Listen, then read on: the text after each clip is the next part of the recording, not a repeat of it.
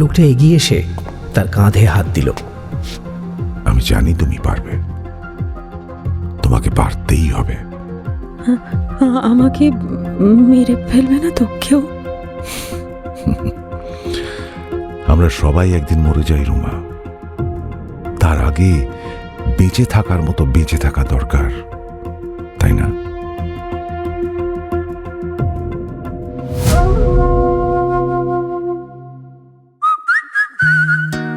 গপ্প মিলে ঠেক, কিছু ভয়, কিছু রহস্য, কিছু হাসি, কিছু প্রেম, এই ঠেকে সবই আছে। গপ্প মিলে ঠেকের আজকের গপ্প অভিক অর্জুন দত্তর বিশ্বাসঘাতকের সন্ধানে পর্ব 1। এই গপ্প প্রাপ্তবয়স্ক ও প্রাপ্তবয়স্কের জন্য এবং সম্পূর্ণ কাল্পনিক। Any digital copy of this content leading to piracy is a crime. এই গল্পের যে কোনো রকম পাইরেসির বিরুদ্ধে উপযুক্ত আইনি ব্যবস্থা নেওয়া হবে। পাইরেসি দণ্ডনীয় অপরাধ। অনুগ্রহ করে পাইরেসি করবেন না, পাইরেসি সাপোর্ট করবেন না। তাহলে শুরু করা যাক।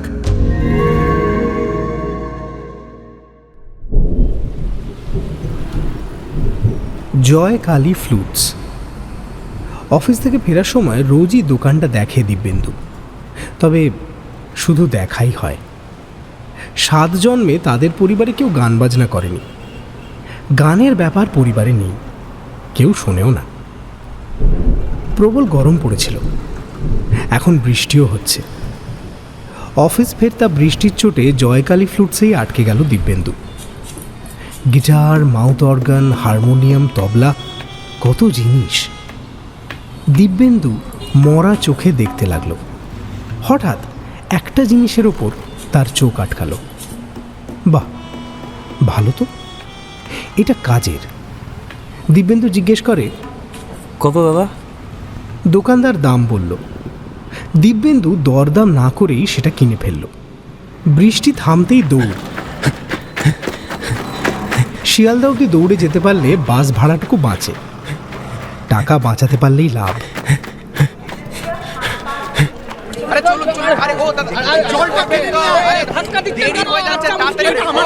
ট্রেন শিয়ালদায় দাঁড়িয়ে আছে, ঝড়ের মতো পাবলিক ছুটছে, ডান দিক থেকে বাঁ দিক থেকে। সামনে থেকে 5 নম্বর বগি, তাদের গ্রুপের ওই একটাই কামরা। দিব্যেন্দু ছুটল না, ও জানে কামরুল ঠিক সিট রেখে দেবে। কামরুলকে সবাই ভীমরুল বলে। কামরুল অবশ্য তাতে রাগে না, কিংবা রাগলেও সেটা দেখায় না। হাওয়া খারাপ হচ্ছে, রাগ দেখিয়ে লাভ নেই। দিব্যেন্দু ঢুকতেই কামরুলের চোখ খুশিতে ভরে উঠল। আরে এসো এসো। দিব্যেন্দু বসল, উইন্ডো সিট। তাস শাফল করছে তাপস। আর চোখে দিব্যেন্দুর দিকে তাকিয়ে বলল, কালকের পেমেন্টটা পাইনি কিন্তু। হ্যাঁ দিয়ে দিচ্ছি। ভাবখানা এমন করছো যেন পালিয়ে যাবো। বাঙাল, কাঁটা তার বেরিয়ে এসেছিস, কবে আবার ওপারে চলে যাবি তো? চপ সারা পোকা খোর। এই ওয়েস্ট ইন্ডিজ কিভাবে হারলো দেখলে? তাপস কিছু একটা বলতে যাচ্ছিল, কামরুল অন্য কথা তুলল। অন্য কথা তোলার দায় কামরুলেরই থাকে, না তুললেই সব ঝামেলা শেষমেশ হিন্দু মুসলমানেই চলে যাবে।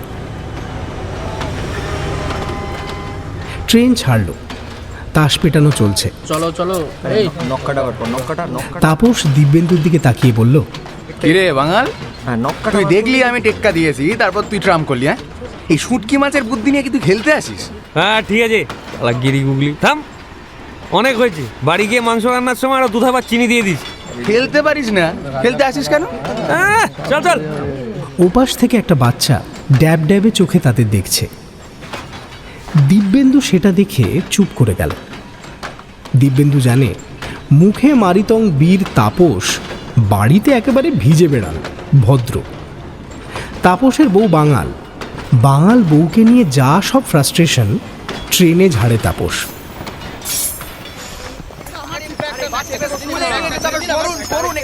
এক একটা স্টেশনে ট্রেন দাঁড়াচ্ছে, আরও লোক উঠছে, দম বন্ধ হয়ে যাচ্ছে। অফিসে মারাত্মক ঝামেলা হয়েছে আজ, চাকরিটা যাবে যাবে করছে। দিব্যেন্দুর কাঁধের কাজটা কেমন দপদপ করছিল। প্রেশার বেড়েছে, ওষুধ খেতে হবে। তুমুল বৃষ্টি হচ্ছে। স্টেশনে ট্রেন থামার পরে দিব্যেন্দু আর অপেক্ষা করলো না, দৌড়ে সাইকেল স্ট্যান্ডে গিয়ে সাইকেলটা নিয়ে তাতে উঠে পড়ল। দাঁড়ানো যাবে না, বেগ এসেছে। প্রতিদিন ঠিক এই সময়টাতেই ওর বেগ আসে। অনেক কষ্টে বেগ আটকে দিব্যেন্দু মফস্বলের রাস্তায় সাইকেল ছোটালো।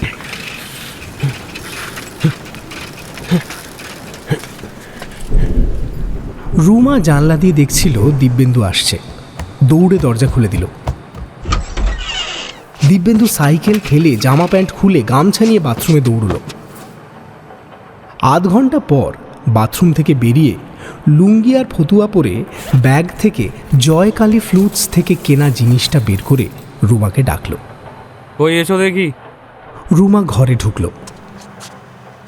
এসো, কাছে এসো। রুমা আরেকটু এগিয়ে এলো। দিব্যেন্দু অভ্যস্ত হাতে রুমার চুল ধরল।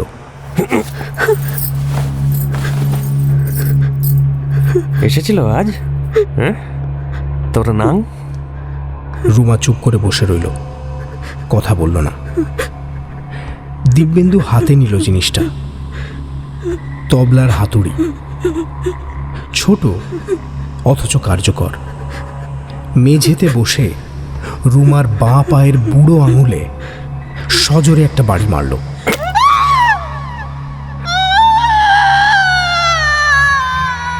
রুমা আর্তনাদ করে মেঝে বসে পড়ল, রক্ত বেরোচ্ছে। দিব্যেন্দু রুমার দিকে তাকিয়ে হেসে বলল, আজকেই কিনলাম, এটা কাজে দেবে। যাও, মুড়ি গরম করে নিয়ে এসো, যাও। রুমা ফ্যাল ফ্যাল করে দিব্যেন্দুর দিকে তাকিয়ে রইল। তার ব্যাকগ্রাউন্ডে তাদের প্রি ওয়েডিং ফটোশ্যুটের ছবিগুলো কোলাজ করা, রুমার ভাই বানিয়ে দিয়েছিল।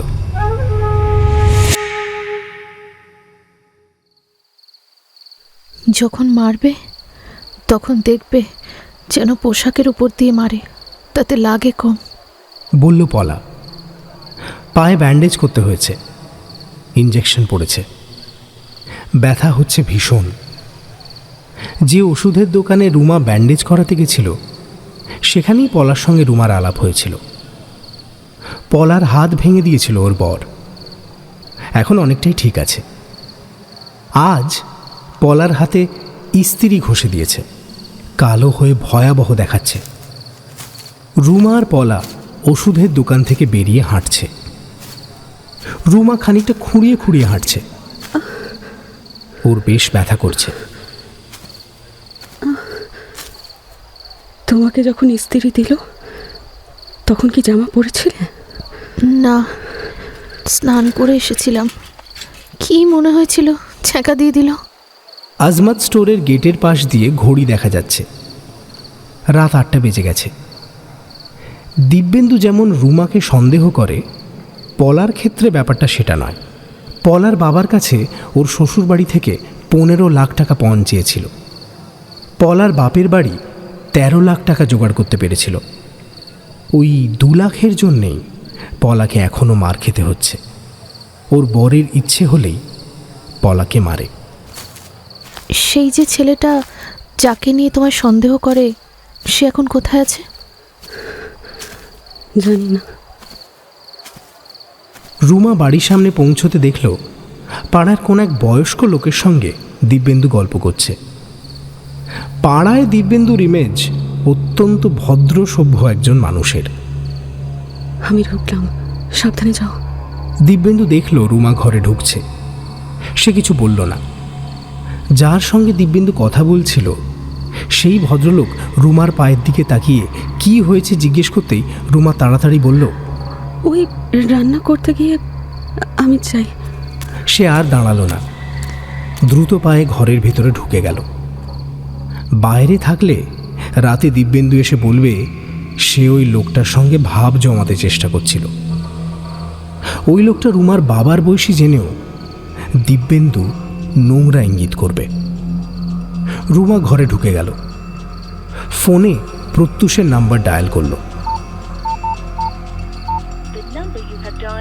ফোন এখনো অফ। রুমা হাল ছাড়ে না, রোজই একবার চেষ্টা করে। দিব্যেন্দু হুট করে ঘরের ভেতর ঢুকে গেল। কি হলো? কাকে ফোন করছিলে? হ্যাঁ, কাউকে না। ব্যথা হয়েছে পায়ে? রুমা ঘাড় নাড়ল। দিব্যেন্দু বসার ঘরে গিয়ে টিভি চালিয়ে দিল। রুমার মনে পড়ে গেল ফুলশয্যার রাতে দিব্যেন্দু জিজ্ঞেস করেছিল, প্রেম করেছো কোনোদিন?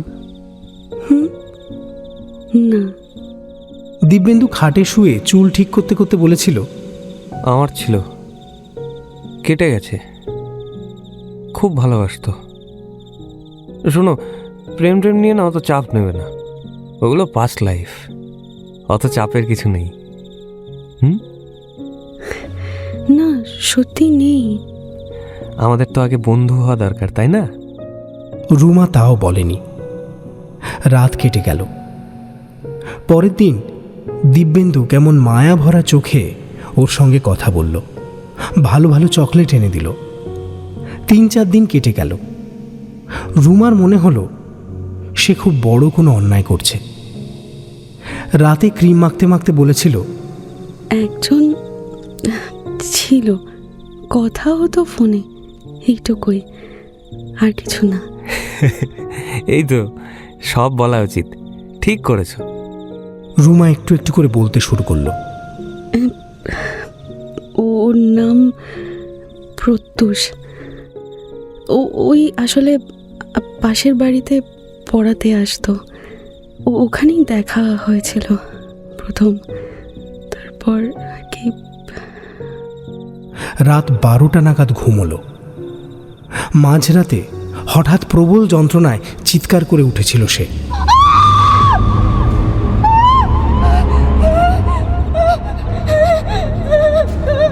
দিব্যেন্দু ওর হাতে পেরেক ফুটিয়ে দিয়েছিল।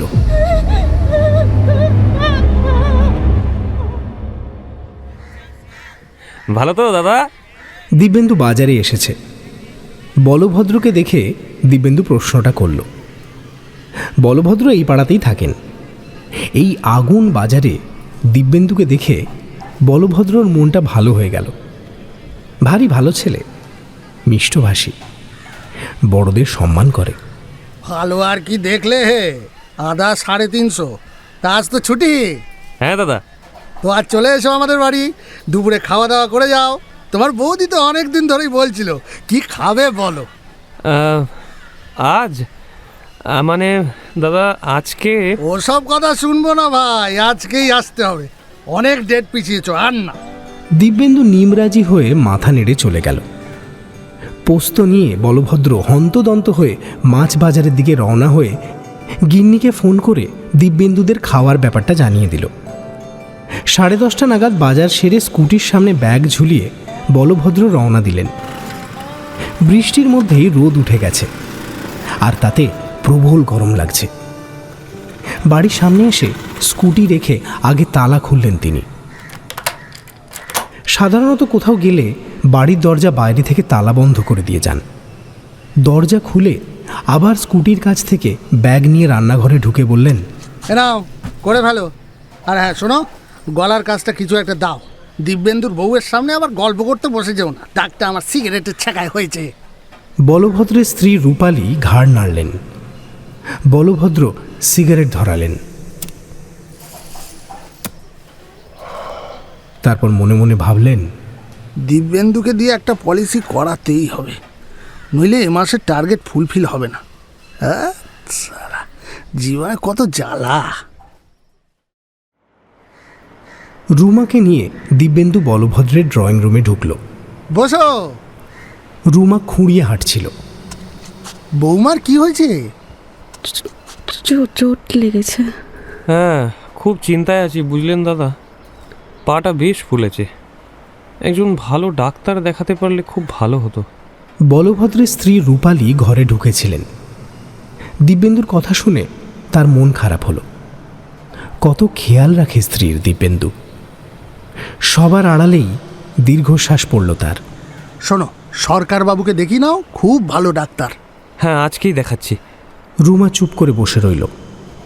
বলভদ্র তার স্ত্রীর দিকে তাকিয়ে বললেন, বৌমাকে নিয়ে ঘরে যাও। রূপালী রুমাকে নিয়ে তাদের বেডরুমে গেলেন। দিব্যেন্দু খুব খেয়াল রাখে তোমার? রুমা ঘাড় নাড়ল। রূপালী গলা থেকে কাপড় সরালেন। রুমা সেটা দেখে বলল, এটা সিগারেটের ছ্যাঁকা, তাই না? রূপালী কিছু বলার আগেই রুমা বুকের কাপড় সরালো। ডান স্তনে গোল করে ছ্যাঁকার দাগ। রূপালী বড় বড় চোখ করে সেদিকে তাকিয়ে রইলেন। রুমা কাপড় ঠিক করে নিয়ে বসল। দেখে তো মনে হয় না। আপনার বরকে দেখেও মনে হয় না। কিছু ভেবেছো? একজন আছে, রোজ ফোন করি, একদিন ফোন পাবো নিশ্চয়ই, সেদিনের অপেক্ষাতেই আছি। ভাত বেড়ে দাও, 2টো বাজতে চললো। চলো, দেরি করলে অন্য সমস্যা হবে। দিব্যেন্দু আর বলভদ্র টেবিলে বসেছে। রূপালী খাবার দিতে শুরু করলেন। বলভদ্র বললেন, তোমরা দুজনেই বসে যাও, আবার দাঁড়িয়ে আছো কেন? রুমা বসল। দুই পরিবার মিলে কোথাও বেড়াতে যেতে হবে। কি বৌমা, সমুদ্র দেখবে? দিবেন্দু, এই যে ছুটি ম্যানেজ করো, আমরা গোয়া ঘুরে আসবো। গোয়া? সে তো অনেক খরচ দাদা। আরে সে লোক আছে আমার, ব্যবস্থা হয়ে যাবে, ওসব নিয়ে ভেবো না। খাওয়া দাওয়া শেষ করে রুমাকে নিয়ে রূপালী ঘরে গেলেন।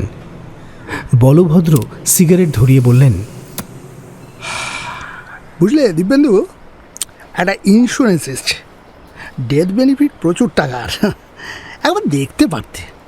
আচ্ছা আচ্ছা, আমি যদি আমার বউয়ের নামে করি? না মানে ও তো চাকরি করে না, আমার নামে তো পলিসি আছেই, ওর নামেও থাক। আরও খানিক আড্ডার পরে বলভদ্রের বাড়ি থেকে ফিরে এলো রুমা আর দিব্যেন্দু। দরজা বন্ধ করে বেডরুমে গিয়ে রুমাকে ডাকল। এদিকে এসো। বৃষ্টি হচ্ছে বাইরে। আবহাওয়া বেশ ঠান্ডা হয়েছে। গরমের তেজটা নেই, ঘামটাও চলে গেছে। রুমা দিব্যেন্দুর সামনে এসে দাঁড়ালো। গোয়া যাবে? তুমি গেলে যাব। কি বলছিল ওই মুটকিটা? হ্যাঁ, বলভদ্রের বউকে কি বলেছ? বলিনি কিছু। দিব্যেন্দু রুমার ডান হাতটা ধরল।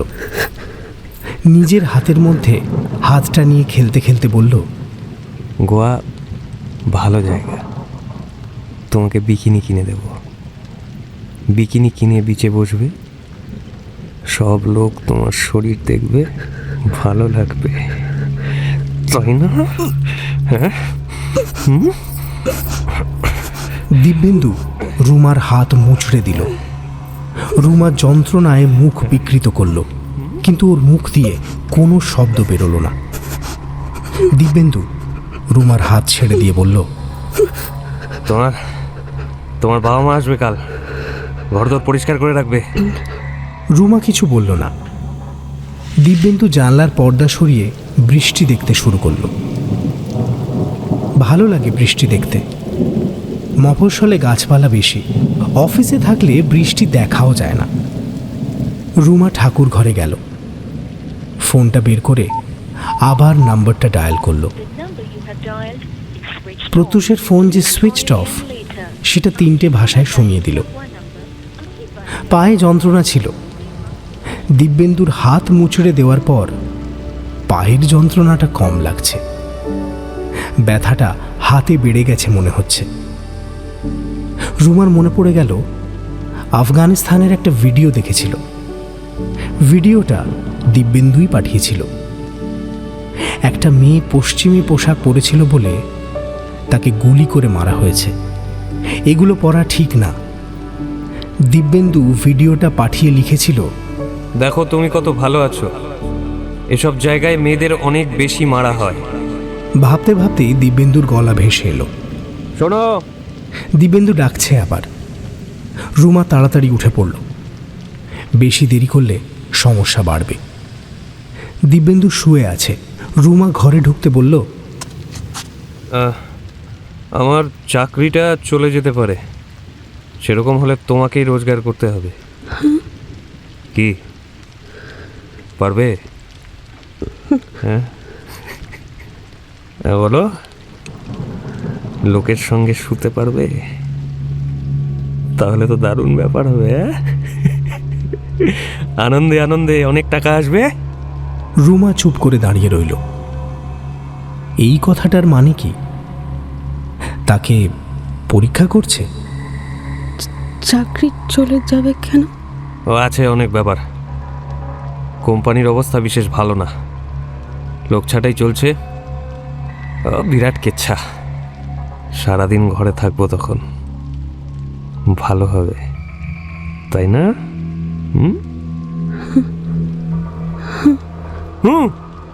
মানে খুশি হওনি, তাই না? খুশি হওনি? দিব্যেন্দু খাট থেকে নেমে রুমার থুতনি ধরে বলল, তাহলে হাসছো না কেন? হ্যাঁ, হাসো হাসো। খুশি হবে কি করে? আমি গেলেই তো সেই ছেলেটা আসে, তাই না? আসে না, তুমি তো সিসিটিভি লাগিয়েছো, দেখতে পাও না? ঠিক দেখতে পাই। আমার চোখকে ফাঁকি দিয়ে অভিসারে যাবা তো? একদিন ঠিক ধরা পড়বে, তারপর পুঁতে রাখবো, এই ঘরের মধ্যেই পুঁতে রাখবো। জবাবকে গিয়ে জিজ্ঞেস করো কি খাবে, মাছ না মাংস। আমাকে কিনতে যেতে হবে তো। করছি। দিব্যেন্দু খাটে এসে শুল। কাল অফিস ছাঁটাইয়ের লিস্ট বেরোনোর কথা, তার নাম থাকার সম্ভাবনা আছে। সে ঠ্যাংয়ের ওপর ঠ্যাং রেখে পা দোলাতে শুরু করলো। বাপ্পার দোকান থেকে নতুন ফোনে সিম লাগিয়ে বেরিয়ে এলো পূর্ণ। হাতে ব্যাগ, নতুন ঝাঁ চকচকে ফোন। ফোন কেনার টাকা দিয়েছে বাপিদা। বাপিদার বাড়ি দেখভাল করতে হবে। বাপিদা জার্মানিতে থাকে। এর আগের কেয়ারটেকার ছেলেটা মাঝে মাঝেই রাতে বাড়িতে বাইরের ছেলেপেলে নিয়ে এসে মধুচক্রের আসর বসাতো। পুলিশ রেড হবার দিন ছেলেটা পালালো। তারপর পাড়ার কেষ্টবিষ্টুদের ফোন করে বাপিদা পূর্ণকে রিক্রুট করেছে। পূর্ণর একটাই কাজ, সারা দিন বাপিদার বাড়িতে থাকা। এই ফোনে ভিডিও কল করে বাপিদা আপডেট নেবে বলেছে। যখন ফোন করবে তখনই ধরতে হবে, নইলে চাকরি নট। বেশ বড় বাড়ি। পূর্ণ দরজা খুলে বাড়ির ভেতরে ঢুকে দরজা বন্ধ করে দিয়ে ঘরের ভেতর ঢুকে সোফায় বসল। তবে খুব বেশি দিন এই স্বাধীনতা পাওয়া যাবে না। বাপিদা বলে দিয়েছে ঘরে বাইরে সিসিটিভি বসবে, জার্মানি থেকে সব দেখবে। বাস, এখনো তো বাপিদাকে নাম্বার দেওয়া হয়নি। নাম্বার পেয়ে গেল নাকি? কি সর্বনাশ! হ্যালো বাপিদা। হ্যালো হ্যালো প্রত্যুষদা, আমি আমি এতদিন পরে তুমি ফোন অন করেছো। জার্মানিতে ঠান্ডা কেমন গো? কে? প্রত্যুষদা, শুনতে পাচ্ছ? হ্যালো, আমি রুমা। রুমা? রুমা আবার কি রে বাপ? প্রত্যুষদা, আমার বাড়ি বিপদ, আমার বাঁচাও। যেভাবেই হোক আমাকে তুমি এখান থেকে নিয়ে যাও, প্লিজ প্লিজ। আমি তোমার পায়ে পড়ি, আমার বর আমাকে মেরে ফেলবে। কে কে বলছেন? আমি পূর্ণ বলছি। হ্যালো, কে? এটা তো প্রত্যুষদার নাম্বার, কিন্তু আপনি তো প্রত্যুষদা নন। কে আপনি? প্রত্যুষদার ফোন চুরি করেছেন? ইল্লি আর কি, টাকা দিয়ে ফোন কিনলাম, টাকা দিয়ে সিম কিনলাম। তোর বাপ চোর হারামজাদি। কারে কি বলিস তুই? ফোনটা কেটে গেল। পূর্ণ রাগী চোখে ফোনের দিকে তাকিয়ে থাকলো। এ কি রে, প্রথম দিন থেকে এসব ঝামেলা শুরু হয়ে গেল।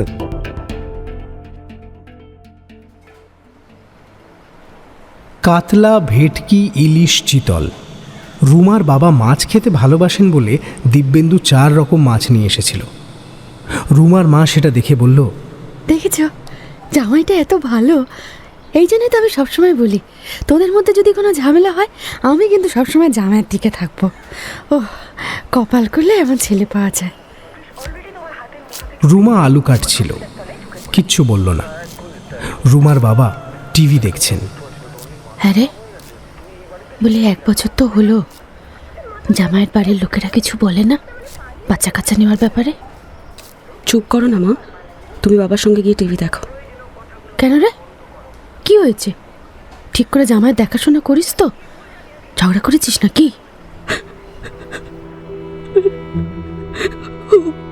খুব মারে মা, খুব মারে। আসতে বল, বাবা শুনতে পাবে। মাত্র 5,000 টাকা পেনশন পায়, এখনো ছোটটার ফি দেওয়া বাকি। তোর কথা শুনলে তোকে নিয়ে চলে যাবে। তাই নিয়ে যাও না, আমি নয় কিছু একটা করে নেব। কি করবি তুই? কি জানিস তুই? চাকরি করবি?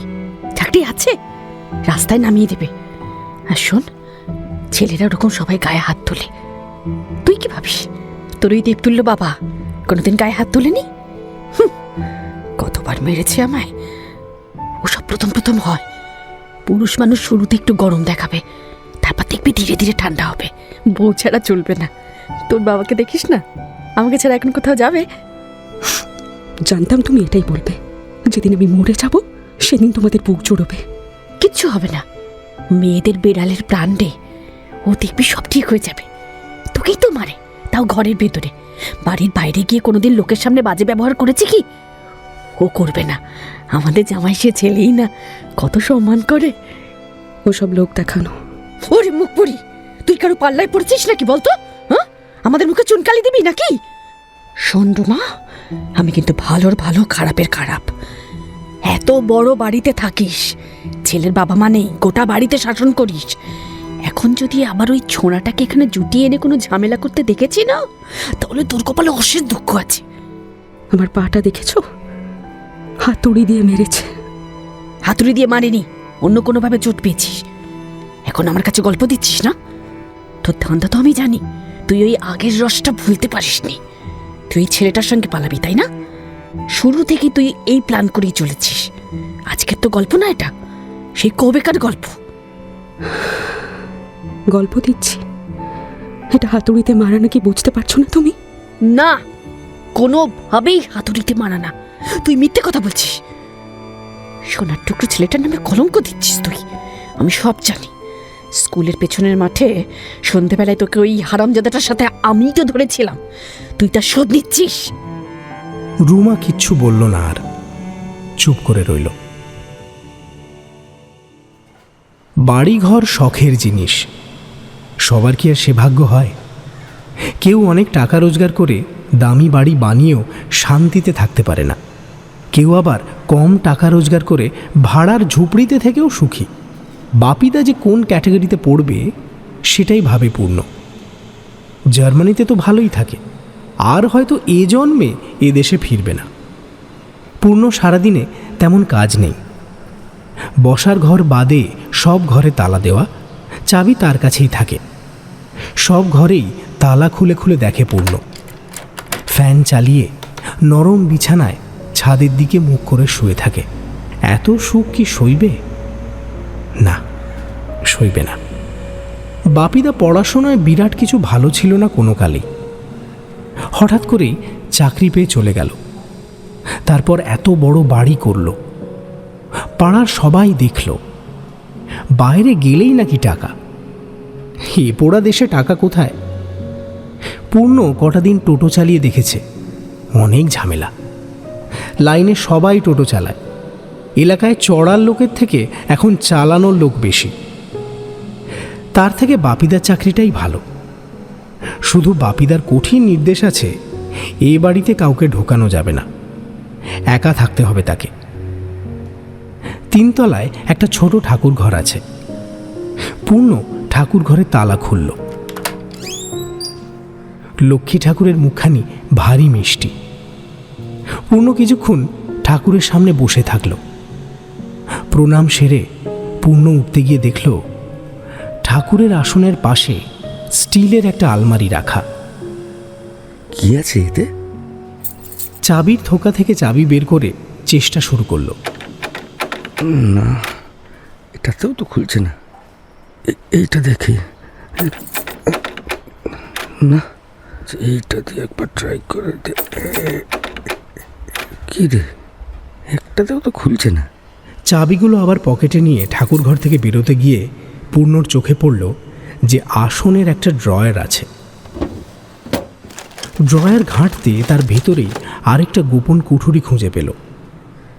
অন্য কেউ হলে পেত না, পূর্ণ পেল। কিছুদিন একটা ফার্নিচারের দোকানে কাজ করেছিল সে। ওই কুঠুরি খুলতেই আলমারির চাবি পাওয়া গেল। পূর্ণ থম মেরে কিছুক্ষণ বসে রইল। পরের বাড়ি দেখাশোনা করতে দিয়ে গেছে, বিশ্বাস করি তো। এটা কি ধর্মে সইবে? কিন্তু দেখতে কি আছে, দেখে শুনে আবার না হয় যেখানকার চাবি সেখানে রেখে দেবো। দ্বিতীয় যুক্তিটা জিতে গেল, কিন্তু চাবিটা নিয়ে উঠে দাঁড়াতেই ফোনটা আবার বাজতে শুরু করলো। হ্যালো, হ্যালো হ্যালো প্রত্যুষদা, হ্যালো প্লিজ শোনো, আমি জানি এটা তুমি। আমাকে বাঁচাও, আমাকে না ওরা মেরে ফেলবে, বিশ্বাস করো আমি বাঁচবো না, ও আমাকে মেরে ফেলবে। আর আমার মাকে তো তুমি চেনো, বলো আমি মেয়ে, তো মেয়ে সন্তানদের বিন্দুমাত্র দাম নেই। হ্যালো হ্যালো, শুনতে পাচ্ছ প্রত্যুষদা? আরে আপনাকে বললাম এটা নতুন নাম্বার, কি আজে বাজে ফোন করে যাচ্ছেন বলুন তো?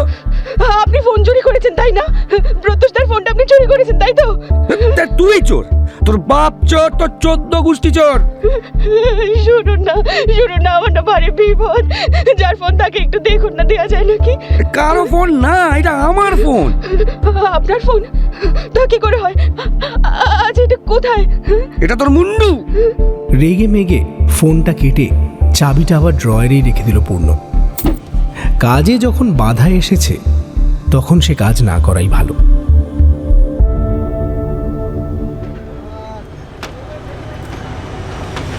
অফিস থেকে ফেরার পথে দিব্যেন্দুর মনটা আজ বেশ ফুরফুরে হয়ে আছে। চাকরিটা তো যায়নি, উল্টে প্রমোশন হয়েছে। সাহেব ওর কাছে জানতে চেয়েছিল অফিসে কার চাকরি যাওয়া উচিত। ও বয়স্ক পালদার নাম বলে এসেছে। ফুরফুরে মেজাজে তাল কাটল, কারণ স্টেশনে নেমেই প্রতিদিনের মতো বেগ পেয়ে গেল। ঝড়ের গতিতে সাইকেল চালিয়ে বাড়ি এসে শ্বশুরের সামনেই জামা প্যান্ট খুলে বাথরুমে ঢুকে গেল। রুমা চা বসালো। রুমার মা ব্যস্ত হয়ে পড়ল। ছেলেটা এত রাস্তা তেতেপুরে এলো, কিছু খেতে দিবি না? মুড়ি দেবো একটু পরে, অত ভেবো না। আর তাছাড়াও ঠিকই চেয়ে খেয়ে নিতে পারে। খিদমত খাটার জন্য বিয়ে দিয়েছো নাকি? শোন রুমা, যদি তুই এরকম চ্যাটাং কথা বলিস না, আমি কিন্তু জামাইকে বলে দেব তুই মাঠে প্রত্যুষের সঙ্গে কি করছিলিস। বলবো দেখবি? বলে দাও। গলা নামিয়ে কথা বলছো কেন? গলা তুলেই বলো। তোমরা সবাই মিলে আমাকে একেবারে ফ্যানের সঙ্গে ঝুলিয়ে দাও না, তাহলে তো বেঁচে যাই। মা রাগী চোখে তার দিকে তাকিয়ে রান্নাঘর থেকে বেরিয়ে গেল। দিব্যেন্দু বাথরুম থেকে স্যান্ডো গেঞ্জি আর লুঙ্গি পরে বেরিয়ে ঘরে গিয়ে রুমাকে ডাকল। রুমা, এদিকে এসো। রুমা ভাবলে শিন মুখে বেডরুমে ঢুকল। দরজাটা বন্ধ করো। বাবা মা আছে, এখন বন্ধ করলে খারাপ দেখাবে। খারাপ দেখাবে কেন? হ্যাঁ, খাট কিনে দিয়েছে শ্বশুর শাশুড়ি, ওরা জানে না মেজামাই কি করবে? হ্যাঁ, এই দরজাটা বন্ধ না করলে এখানেই শাড়িটা খুলে দেবো। হ্যাঁ, ভালো লাগবে সেটা? রুমা সঙ্গে সঙ্গে দরজা বন্ধ করে দিল। কাছে এসো। রুমা কাছে গেল। দিব্যেন্দু অফিসের ব্যাগ থেকে একটা ছোট গয়নার বাক্স বের করে বলল, কানের দুল পরে নাও। রুমা অবাক হয়ে দিব্যেন্দুর দিকে কিছুক্ষণ তাকিয়ে রইল, তারপর কানের দুলটা পরে নিল। যাও, বাবা মাকে দেখে এসো। ও হ্যাঁ, আর একটা কথা, এবার একটা বাচ্চা নিতে হবে। লোকে জিজ্ঞেস করছে। 1 বছর তো হলো। কিরে, কথা বলছিস না কেন? হ্যাঁ, অন্য কোনো প্ল্যান আছে নাকি? ছেলেটাকে ডাকবো, ওর সঙ্গে শুয়ে থাকবি? একা একা একা বাচ্চা নেওয়া যায় কি? চেষ্টা করছি, দেখছি কি করা যায়। ডাক্তার দেখাবো? তুই তাই বলে অন্য লোকের সঙ্গে শোয়ার তাল করবি? দিব্যেন্দু এবার রুমার চুল ধরে তাকে কাছে আনলো। বাবাকে বলেছিস না আমি পারি না? না, বললে শালা এখানে পুঁতে রেখে দেবো। হ্যাঁ, চুল ছেড়ে দিল সে। রুমা ঘর থেকে বেরোলো। মা বাবা টিভি দেখছিল। মা মা, এই যে ও দিয়েছে। কি ভালো, আমি বলি না আমাদের জামাই সোনার টুকরো। দিব্যেন্দু ঢুকল। মাটিতে শুয়ে পড়ে শ্বশুর শাশুড়িকে প্রণাম করল। দেখি দেখি পাটা দেখি। কি বাবা, থাক থাক থাক থাক, এরকম করলে খুব লজ্জা লাগে। না না। দিব্যেন্দু প্রণাম সেরে মাটিতে বসে বলল, মা বাবা ভগবানের রূপ, প্রণাম তো করতেই হবে। আর আমার তো নিজের বাবা মা নেই, আপনারাই আমার বাবা মা। কেমন আছেন আপনারা? ভালো আছি বাবা, ভালো আছি। আচ্ছা বাবা, অফিসে সব ঠিকঠাক তো? হ্যাঁ, সব ঠিক। এই তো আজ প্রমোশন পেলাম, অনেক পরিশ্রম করতে হয়েছে, মাইনে বাড়লো, এখন অনেক দায়িত্ব এসে পড়েছে। আচ্ছা, আমি রুমাকে টাকা দিয়ে যাচ্ছি, আপনারা কাল বাজারে গিয়ে পুজোর বাজার করে নেবেন। আমি নিয়ে আসতাম, কিন্তু তাহলে আপনারা পছন্দ করে কিনতে পারবেন না। এ মা বাবা, আবার এসব কেন? আরে এগুলো তো আমার কর্তব্য। আমি সবাইকে বলি আমার জামাইকে দেখে শেখা উচিত, এত ভালো একটা ছেলে। রুমার মা রাগী চোখে মেয়ের দিকে তাকালো। দিব্যেন্দু উঠে দাঁড়ালো। আপনারা টিভি দেখুন, আমি ও ঘরে যাই। দিব্যেন্দু ঘর থেকে বেরোতেই রুমার মা রুমাকে রান্নাঘরে ঠেলে নিয়ে গেল। রুমার বাবার সামনে এসব কথা বলা যায় না। দেখেছিস, এরকম ছেলে পাবি আজকালকার দিনে, তো তাতেও মন ভরে না। শোন, আমি তোকে ভালো করে বোঝাই, মেয়েরা হচ্ছে ঘরের লক্ষ্মী। পুরুষ মানুষ বাইরে থেকে কাজ করে আসে, তেতেপুরে কত কষ্ট করে রোজগার করে, ঘরে এসে সবসময় তাদের মাথা ঠান্ডা নাও থাকতে পারে। তার জন্য তুই যেভাবে জামাইয়ের নামে মিথ্যে কথা বলে যাচ্ছিস, সেটা কি ঠিক বল? আর শোন, একটা বাচ্চা নিয়ে নে, দেখবি সব ঠিক হয়ে যাবে। তুই হবার আগে তোর বাবা আমাকে কম মেরেছে? এই দেখ আমার হাতের এই কালো দাগটা দেখ, মেরে কাল ছিটে ফেলে দিয়েছিল। তাদেরকে আমি ঘর ছেড়ে বাপের বাড়ি চলে গেছিলাম। তোদের সহ্য শক্তি এত কম না? উফ। হ্যাঁ, ঠিক আছে, বুঝেছি, বারবার এক কথা বলতে হবে না। দিব্যেন্দুর গলা ভেসে এলো। রুমা, একবার শোনো। যা যা যা যা, জামাই ডাকছে, যা যা। রুমা ঘরে গেল। দিব্যেন্দু দরজা বন্ধ করে রুমাকে জড়িয়ে ধরে বলল, এসো, চেষ্টা করি। একটা ওষুধ খেয়েছি। রুমা দাঁড়িয়ে পড়ল। দিব্যেন্দু রুমার শরীর খাবলাতে শুরু করল।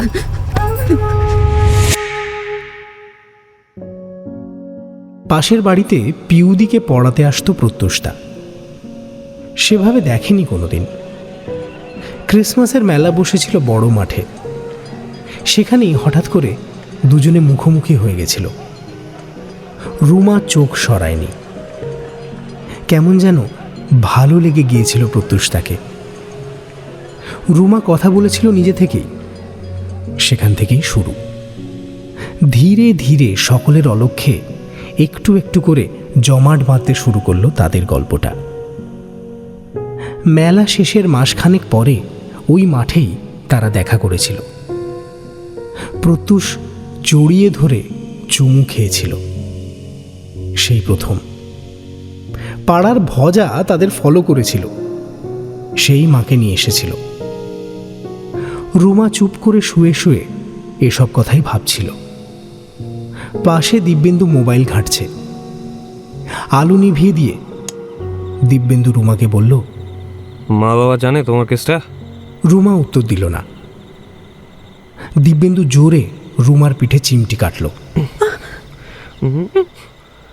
না, বলা উচিত, বাড়ির মেয়ে বাইরে প্রেম করে বেরিয়েছে, বাবা মার জানা উচিত না? তুমি জানো তো, তাহলেই হবে।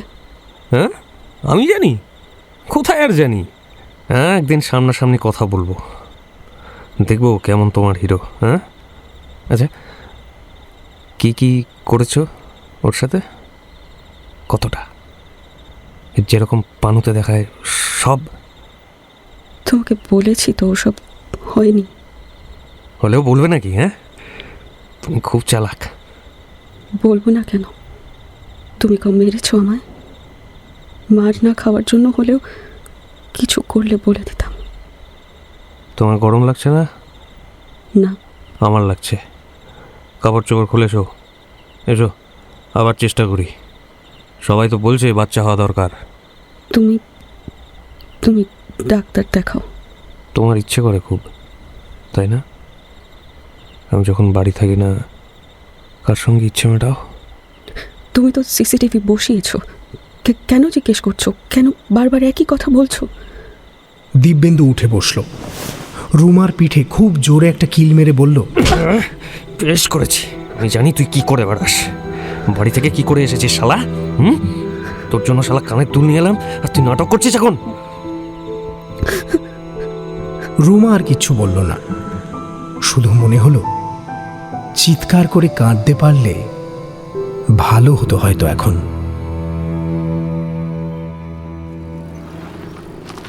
ছেলে দুটোকে নিয়ে রাস্তা পার হয়ে সুখেন অভ্যস্ত ভঙ্গিতে হাঁটতে হাঁটতে পাপিয়ার ঘরের দিকে এগোচ্ছে।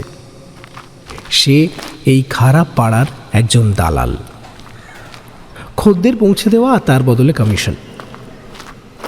পাপিয়ার ঘরের সামনে পৌঁছে সুখেন নক করল। দরজা খুলে গেল। পাপিয়া বেরিয়ে এসেছে। সুখেন ছেলে দুটোর দিকে তাকিয়ে বলল, যান, দরকার হলে আমার নাম্বারটা রেখে দিন, সমস্যা হলে ফোন করবেন, কেমন? ছেলে দুটো ঘরে ঢুকে গেল। পাপিয়া ঘরের ভেতরের দিকে তাকিয়ে চিৎকার করল, ফুলি দেখ তো। ফুলি এলে পাপিয়া সুখেনের দিকে ঘুরল। পাপিয়া ব্লাউজের ভেতর থেকে দুটো 100 টাকার নোট বের করে সুখেনের হাতে দিয়ে বলল, 200 নিস না, 200 বড্ড বেশি। এত কমিশন নিস তুই? চলে এই টাকায়, তুই বল। মাঝে মাঝে মনে হয় চলো বাসের তলায় মাথাটা দিয়ে দিই। লটারি বেচবো ঠিক করলাম, ছেলেগুলো এমন তাড়া দিল না, হলো না। বাবা কত করে বললো পড়াশোনাটা ছাড়িস না বাবু, তখন তো শুনলাম না। এখন দেখ এই দশা। এসব বলা পাপ, বলিস না। তুই না থাকলে আমাদের কি হবে? হঠাৎ একটা লোক গলিতে ঢুকলো। দাঁড়া তো, এই লোকটা অনেক দিন পরে এসেছে, দেখি কি করে। পাপিয়া কিছু বলার আগেই সুখেন হাঁটতে শুরু করলো। লোকটা ফোন করছে। সুখেন সেটাই শুনতে চেষ্টা করলো। লোকটা বলছে, হ্যাঁ, কাল সিসিটিভি লাগবে, লোক যাবে, আমি বলে দিয়েছি। তুমি সব ঘরে ক্যামেরা লাগানোর কথা বলে দেবে, টাকা পাঠিয়ে দেব। কে? জার্মানি থেকে টাকা পাঠানো সমস্যা? ও আমি বুঝবো। ঠিক আছে, রাখছি। না, দেশে ফেরার চান্স নেই এখন। ঠিক আছে, ঠিক আছে। লোকটা গলা নামিয়ে কথা বললেও সুখেন ঠিকই সব শুনতে পেল। সুখেন মনে মনে ভাবল, কাকে আবার ঢপ মারছে মালটা, দেশের বাইরে থাকে নাকি, কি চাতা। লোকটার পেছনে এসে ফিসফিস করে বলল সে, স্যার, কলেজ গার্ল। লোকটা দাঁড়িয়ে পড়ে রুমাল দিয়ে কপাল মুছে বলল, একটা ঘর পাচ্ছি না। দালাল তো। জমিদার ঘরে নিয়ে চলো তো, 500 দেব ঠিক ঘরে নিয়ে গেলে। আর আমার সঙ্গে চালাকি করো না। পুরনো লোক তুলে নিয়ে এমন গুঁতবো বাপের নাম ভুলে যাবে।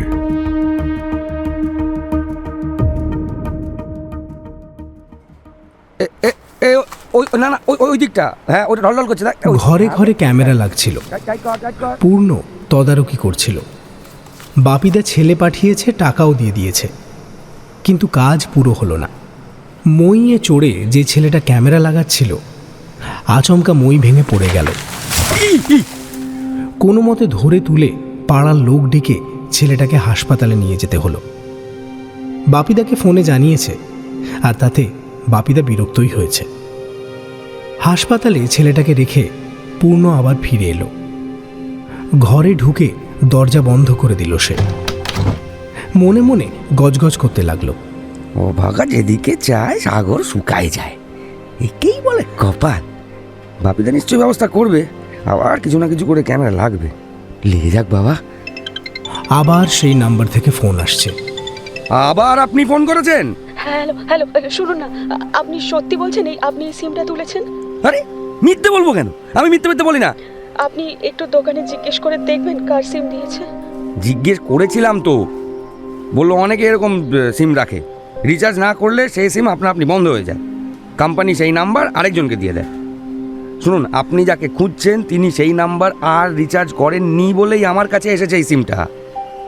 শুনুন, আপনি কাকে চাইছিলেন বলুন, আমি যোগাযোগ করে দেখব। কুমুদপুরে প্রত্যুষ হালদার, কিন্তু প্রত্যুষদার কুমুদপুরে থাকে না, আমাদের এলাকা থেকে ওকে তাড়িয়ে দেওয়া হয়েছিল। কেন, চোর ডাকাত ছিল নাকি? না, তা ছিল না, আমার সঙ্গে সম্পর্ক ছিল। ও তাই বলুন। তাকেই আর পাচ্ছেন না, তাই তো? তা কেন খুঁজছেন তাকে? আমার বর আমাকে রোজ মারে, খুব মারে। আমার বাড়ির লোকও আমার বরের সঙ্গে আছে। আমি না প্রত্যুষদাকে খুঁজছি, ওকে খুঁজে পেলেই পালাবো। আমি আর পারছি না, বিশ্বাস করুন। আপনি পুলিশকে জানান। কি হবে? পুলিশ আমার কি করবে? সেই তো একটা হোমে দেবে। আমি কি করব সেখানে? আমার বাবা মা বেঁচে আছে, ওরা আমার কথা বিশ্বাস করছে না, আর অন্য লোকে কেন করবে? দেখুন, আমি বোকাশোকা মানুষ, তার উপরে অন্য লোকের বাড়িতে থাকি, আমি কি করে বুঝবো বলুন তো? আমি আর পারছি না, আমি আর পারছি না। Hello hello. পূর্ণ চুপ করে শুনল। তার খারাপ লাগছে, কিন্তু সে কি করবে? সে নিজেই তো অন্য লোকের ভরসায় থাকে, তার তো অত বুদ্ধিও নেই। বাপিদা আবার ফোন করছে। মেয়েটার ফোন কেটে দিয়ে সে বাপিদার ফোনটা ধরল। বলো। ফোন বিজি কেন তোমার? কার সঙ্গে কথা বলছিলে? আরে আর বলো কেন, একটা মেয়েকে ওর বর খুব মারে, আমাকে ফোন করে নালিশ করছে। তাই দাও তো আমাকে নাম্বারটা।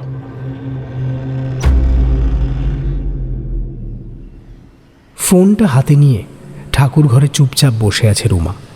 ঠাকুর ঘরের দরজা ভেতর থেকে বন্ধ করে রেখেছে। মাকে বলেছে পাঁচালি পড়বে। দিব্যেন্দু অফিস গেছে। বুকটা কেমন ঢিপ ঢিপ করছে। কয়েক মিনিট আগে একটা নাম্বার থেকে ফোন এসেছিল। সে ধরতে ওপাশ থেকে একজনের গম্ভীর কণ্ঠস্বর ভেসে এলো। আমি শুনলাম আপনার বর আপনাকে মারে। কে বলছেন আপনি? আমি কে তা জানার দরকার নেই। আপনি আমাকে শুধু বলুন, আপনার জীবন কি খুব খারাপ হয়ে গেছে? রুমা সতর্ক হলো, হয়তো দিব্যেন্দুই কাউকে দিয়ে ফোন করিয়েছে। সে বলল, রং নাম্বার। শুনুন শুনুন, কাটবেন না, আমার কথা শুনুন। আপনি একজনকে ফোন করেছিলেন তো?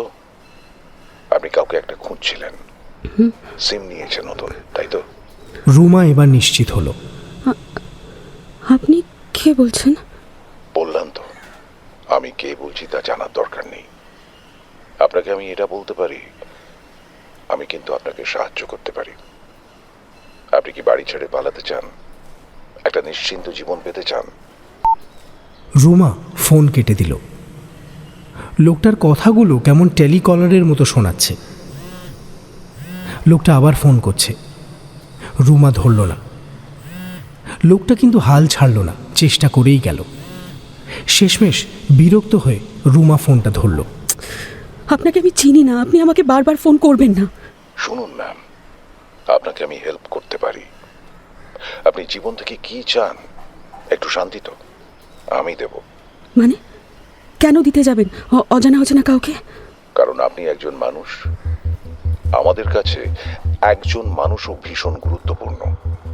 মানুষ ব্যাপারটাই তো গুরুত্বপূর্ণ। আমরা লোক জড়ো করছি, আমরা খুঁজছি কারা আমাদের সঙ্গে জুড়তে পারে।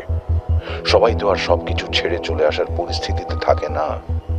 কেউ সন্তান থাকার কারণে সবকিছু ছেড়ে আসতে পারে না, পড়ে পড়ে মার খায়। আপনার তো কেউ নেই, আছে? না, আমার বাবা মা থেকেও নেই। আমি শুধু মার খাই। দুবেলা ভাত খাওয়ার জন্য আমাকে মার খেতে হয়। আপনি আপনার লোকেশনটা পাঠান, আমরা আপনাকে উদ্ধার করে নিয়ে আসব। উদ্ধার করে কোথায় নিয়ে যাবেন? যেখানে আপনি ভালো থাকবেন, কেউ আপনাকে মারবে না, এটুকু নিশ্চিত করতে পারি। তারপরেরটা না হয় তারপরে দেখা যাবে। রুমা ফোন কেটে ফোনটা অফ করে দিল। মা বাইরে ঘুরঘুর করছে। তাকে দেখে বলল, শোন, একজন ভালো ডাক্তার পাওয়া গেছে। জামাই বলল তোর বাচ্চা হচ্ছে না, ডাক্তারবাবুকে দেখা, বুঝলি? দেখবি তোর সব সমস্যা ঠিক হয়ে যাবে। আমার সমস্যা আছে এটা ও বলেছে? হ্যাঁ, তুই ভাবিস না, আমি কথা বলে রেখেছি। রুমা ঘরে এসে মাথায় হাত দিয়ে বসল। মা তার পেছন পেছন এলো।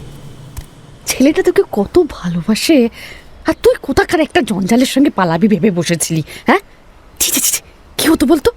কোনো একটা বস্তিতে ঘুটে কোরানির কাজ করতে হতো।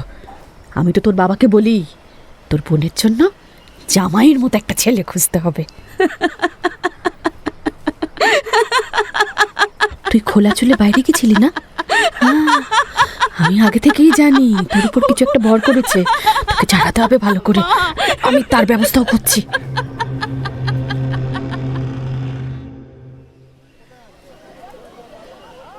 লোকটাকে সুখেন ছেড়ে দিয়ে এসেছে দরজার সামনে।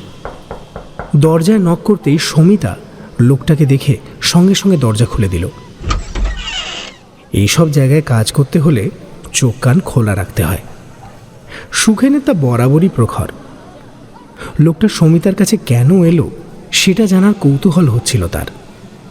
বাইরে থেকে যে মেয়েগুলো আসে তারা প্রথম কয়েকদিন এসে সমিতার কাছে থাকে। সমিতা তাদের ট্রেনিং দেয়, কি করে খদ্দেরের সামনে দাঁড়াতে হয়, কথা বলতে হয়। এত লোক থাকতে এই লোকটা সমিতার কাছে এসেছে বলেই সুখেনের অস্বস্তি হচ্ছিল। এবার সুখেন দেখল লোকটা এগোচ্ছে, গলি দিয়ে সিধে হেঁটে চলেছে। সুখেন একটু দূরত্ব রেখে লোকটার পেছন পেছন হাঁটতে শুরু করলো। বড় রাস্তার কাছে এসে লোকটা ঘুরে দাঁড়ালো, তাকে হাতছানি দিয়ে ডেকে বলল, বলো ভাই, কিছু জানতে চাও? হ্যাঁ, না তো, আমি এদিক দিয়ে আসছিলাম খদ্দের ধরার জন্য। লোকটা পকেট থেকে একটা লম্বা সিগারেট বের করে সেটা ধরিয়ে বলল, খদ্দের, তাই নাকি? সুখেনের পাড়ায় এসে সুখেনকেই গরম দেখাচ্ছে লোকটা, কিন্তু সুখেন তাও কিছু করতে পারছে না। তার মনে হচ্ছে এই লোকটার বড় কোনো জাহাজে দড়ি বাঁধা আছে, নাকি লোকটাই একটা জাহাজ, কে জানে। সমিতার সঙ্গে কাজ মিটেছে? তা জেনে তোমার কি হবে? যত কম জানবে তত ভালো থাকবে, বুঝেছ? সুখেন ভালো ছেলের মতো মাথা নাড়ল। লোকটা চলে গেলে সুখেন সমিতার ঘরে ঢুকল। এই লোকটা যে এসেছিল কে রে? সমিতার মুখটা এক মুহূর্তের জন্য ফ্যাকাশে হয়ে গেছিল। সে তাড়াতাড়ি সামলে নিয়ে বলল, কোন লোকটা? সারাদিন কত লোক আসছে। তুই জানিস না কোন লোকটার কথা বলছি? এই যে এই লোকটা কে? পার্টির লোক নাকি পুলিশের? যেই হোক তোর কি তাতে, ফোন এখান থেকে। রোজ রাতে তোর ঘরে 4-5টা মেয়ে আসছে, এরা কোথাকার? সব কটাকে তো বাঙালি বলেও মনে হচ্ছে না। গায়ে খুব জ্বালা হলে তোদের না রে? আমি রোজগার করছি, তোদের জ্বলছে। শোন, এত জানার ইচ্ছে কেন রে তোর? বেশি বাড়িস না সুখেন, আমি কিন্তু বুঝে নেব তোকে। চল ফট, বেড়ে এখান থেকে। সুখেন বেরিয়ে এলো। ব্যাপারটা অন্যরকম ঠেকছে, নজর রাখতে হবে। অফিস থেকে বেরোতেই দিব্যেন্দুর পিছু নিল সুদেব। এরিয়া 20-তে নাকি ফ্রেশ স্টক এসেছে। দিব্যেন্দু জানে সুদেব এদিক ওদিক যায়, কিন্তু ওর এসবের সময় নেই। দিব্যেন্দু দাঁড়ালো না, স্টেশনে এসে শেষ মুহূর্তে ট্রেন ধরল। প্রমোশন পেয়েছে বলে ট্রেনে দিব্যেন্দু এখন কাউকেই পাত্তা দেয় না। তাপসকেও পরপর 2 দিন কোণ ঠাসা করে দিয়েছে, বিরাট ব্যাপার। ট্রেন দাঁড়াতে সাইকেল নিতে দৌড়ল সে। মফস্বলে সন্ধ্যা নেমেছে। কিছুক্ষণ আগে বৃষ্টি হয়ে গেছে বোধহয়। রাস্তাঘাট ভেজা। হলদে আলোয় পিচের রাস্তায় দিব্যেন্দু সাইকেল চালাচ্ছে। মনে একটা আনন্দ হচ্ছে। শ্বশুর শাশুড়ি আছে, ওরা থাকলে যে রুমার কাউকে ফোন করতে পারবে না সেটা ভাবতেই ঠোঁটের কোণে হাসি চলে আসছে তার।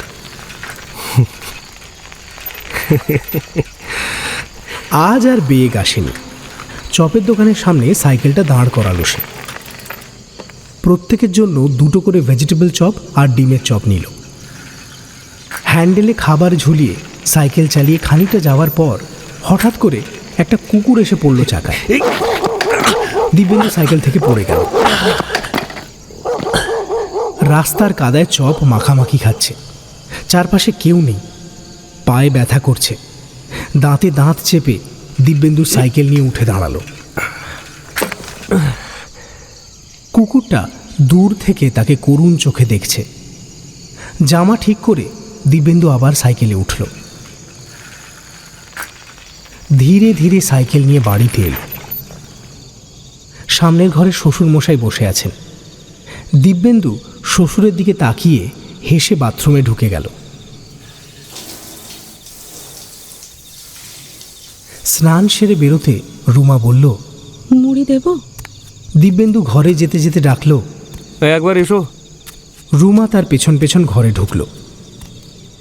দিব্যেন্দু রুমার চুলের মুঠি ধরে চাপা গলায় বলল, এই রাস্তায় কুকুর চলে এসেছিল, তোর পোষা? হ্যাঁ।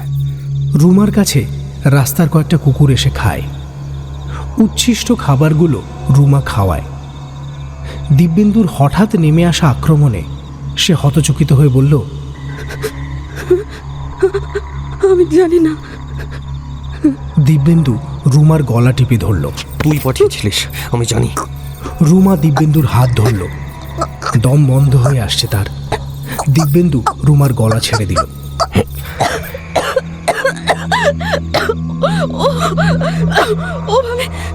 ওভাবে কুকুর পাঠানো যায় নাকি?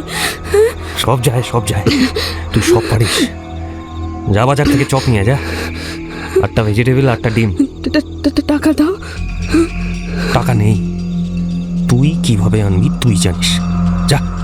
রুমা কিছুক্ষণ বিহ্বল চোখে দিব্যেন্দুর দিকে তাকিয়ে তারপর ঘর থেকে বেরিয়ে গেল। অন্যান্য দিন রাত 1টার পর তার আর বিশেষ কাজ থাকে না। নিজের ঝুপড়িতে গিয়ে সুখেন ঘুমিয়ে পড়ে। তবে আজ যায়নি। আজ বসে আছে পাপিয়ার ঘরে। ছোট একটা ঘুপসি ঘর। এত কিছুর মধ্যেও পাপিয়া ঘরটা কেমন সাজিয়ে রেখেছে। ঘরের মধ্যে আবার এক কোণে ঠাকুরও আছে। আবার এই ঘরেই বাইরের লোক আসে। পাপিয়া চা বানিয়ে এনে সুখেনের সামনে রাখল। গলা ব্যথা বলছিলি, নে আদা দিলে ভালো হতো, কিন্তু যা দাম। কি যে করিস, ওষুধ খাবি? সুখেনের হঠাৎ করে কেমন কান্না পেয়ে গেল। মনে পড়ে গেল মার কথা। এই জায়গাতেও ওরা নিজের একটা পৃথিবী তৈরি করে নিয়েছে। এটাই তাদের জীবন। এভাবেই তারা সারা জীবন কাটিয়ে দেবে। অথচ এই জায়গাতেও মেয়েটা তার গলা ব্যথার জন্য আদা দেওয়ার কথা ভাবল। গলা ধরে এলো হঠাৎ করেই। পাপিয়া যাতে সেটা বুঝতে না পারে তাড়াতাড়ি একটু কেশে নিয়ে বলল, সকালে একটা লোক এসে সমিতার ঘরে গেছিলো, জানিস তো?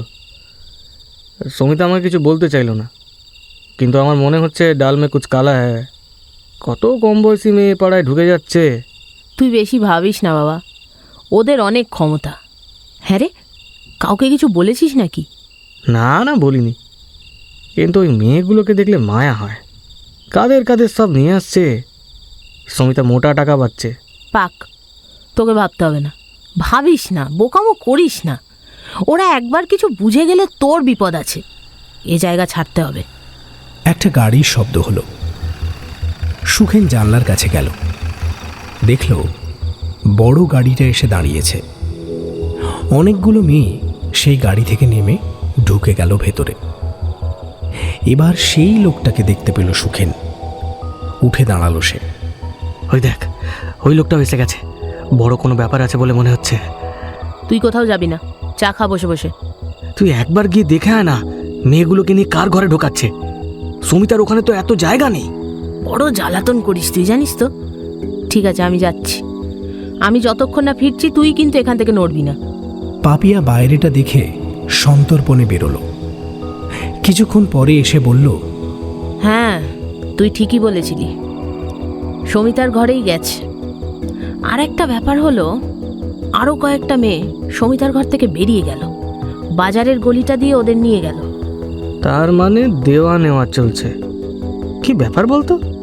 তোর চা খাওয়া হয়ে গেছে, এবার যা নিজের ঝুপড়িতে গিয়ে ঘুমো। আদার ব্যাপারই জাহাজের খবর রাখতে হবে না, যা।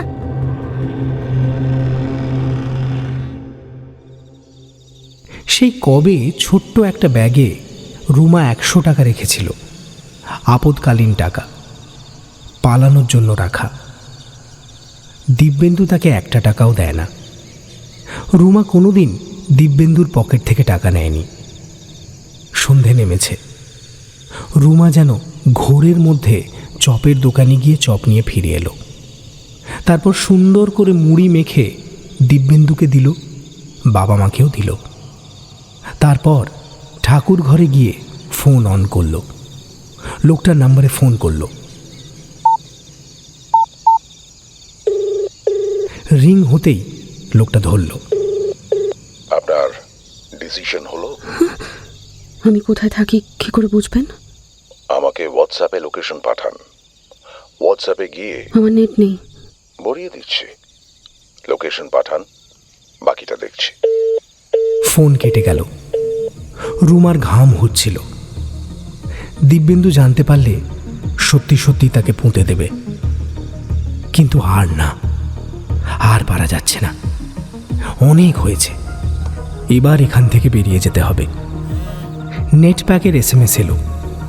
রুমা সঙ্গে সঙ্গে হোয়াটসঅ্যাপ খুলে লোকটাকে লোকেশন পাঠিয়ে দিল। ফোন ভাইব্রেট করে উঠল।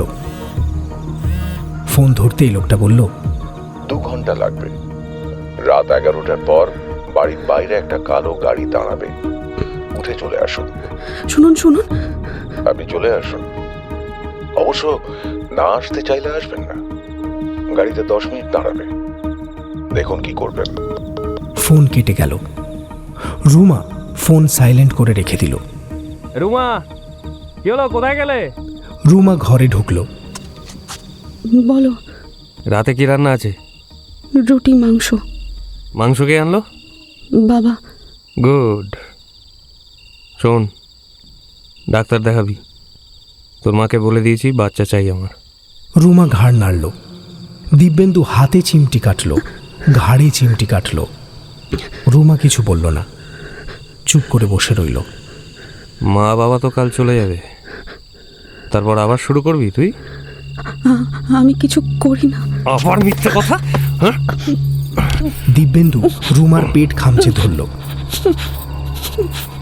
রুমার ব্যথা লাগছিল, দাঁতে দাঁত চেপে বসে রইল। দিব্যেন্দু হঠাৎ পেট থেকে হাত সরিয়ে দিয়ে বলল, যা রুটি কর যা। রুমা ঘর থেকে বেরিয়ে রান্নাঘরে গেল। চুপচাপ রান্না করলো, সবাইকে খেতে দিল। তারপর রাত গভীর হলো। দিব্যেন্দু ঘুমিয়ে পড়ল, বাকিরাও ঘুমোচ্ছে। সে পা টিপে টিপে বাইরে বেরিয়ে দেখল একটা কালো রঙের গাড়ি সত্যি সত্যি এসে দাঁড়িয়ে আছে। রুমা দ্বিতীয় কোনো কথা ভাবল না। হাঁটতে হাঁটতে এক বস্ত্রে গাড়িটার কাছে গিয়ে দাঁড়ালো। দরজা খুলে গেল।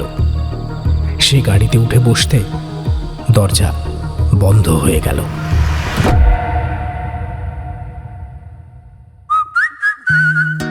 শুনছেন গপ্প মীরে ঠেকের আজকের গপ্প, অভিক অর্জুন দত্তর বিশ্বাসঘাতকের সন্ধানে পর্ব 1। এখনো যদি ঠেকে সাবস্ক্রাইব না করে থাকেন তাহলে কিন্তু ঠকবেন। Subscribe to my official channel আর বেল আইকনটি প্রেস করতে ভুলবেন না। তাহলে বাকিটা শোনা যাক। বিখ্যাত হতে চাওয়ার শর্টকাট আছে, কেউ কেউ বিখ্যাত হতে গিয়ে কথাটা মুখে চলে এসেছিল, বলার আগে চুপ করে গেল অরিত্র। আর একটু হলেই বলে ফেলছিল। এনাক্ষী রেগে গিয়ে বলল, কি কি বলতে চাইছো তুমি? আমি পার্টিতে যাই তুমি চাও না, সেটা সরাসরি বলে দিলেই পারো। কি বলবো? আমার তো তোমার চালচলন কোনোটাই ভালো লাগে না। আমি যদি বলি তুমি এই ছোটোখাটো রোলের জন্য এসব জায়গায় যেও না, তুমি যাওয়া বন্ধ করবে? তোমাকে তো আমি আগেও বলেছি এগুলো পিআরের জন্য ভীষণই দরকারি। আমি কি কারোর সঙ্গে শুতে যাচ্ছি? এনাকে আমি তোমার সঙ্গে ঝগড়া করতে চাইছি না। এখন আমার একটা মিটিং আছে, আই নিড টু প্রিপেয়ার। তুমি যেখানে যেতে চাও যেতে পারো। মানে তুমি আমাকে বলবে আমার চালচলন তোমার ভালো লাগে না, তারপর কি শুনতে চাইছো তুমি? আমি চুপ করে বসে থাকবো? শান্তি চুক্তি করবো আমি? দেখো, এসব ছোটোখাটো অভিনয়, সিরিয়াল এসব তাও ঠিক ছিল।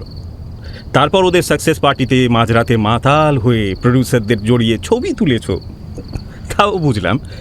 কিন্তু আমার সঙ্গে থাকবে, আবার কাজ পাওয়ার জন্য এর ওর তার সঙ্গে আজে বাজে জায়গায় কাজ পাওয়ার নামে পার্টি করবে, এটা আমি নিতে পারছি না। আমার সমস্যা হচ্ছে। ও, তোমার জ্বলছে তাই তো? আনন্দ দেশাই আমাকে প্রমিসিং বলেছে বলে তোমার জ্বলছে তাই তো? ওরকম প্রমিসিং বলে হোটেলের ঘরে নিয়ে যাওয়ার পরে এরাই তোমার মধ্যে আর প্রমিসিং কিচ্ছু খুঁজে পাবে না। মায়েরই বলছি, মিলিয়ে নিও। ছি ছি ছি ছি ছি, আমি তো তোমাকে অন্যরকম ভাবতাম তুমি উদার, শেষে তুমিও বাকিদের মতো বউকে বেঁধে রাখতে চাও তুমি। ভালোবাসি বলে বললাম।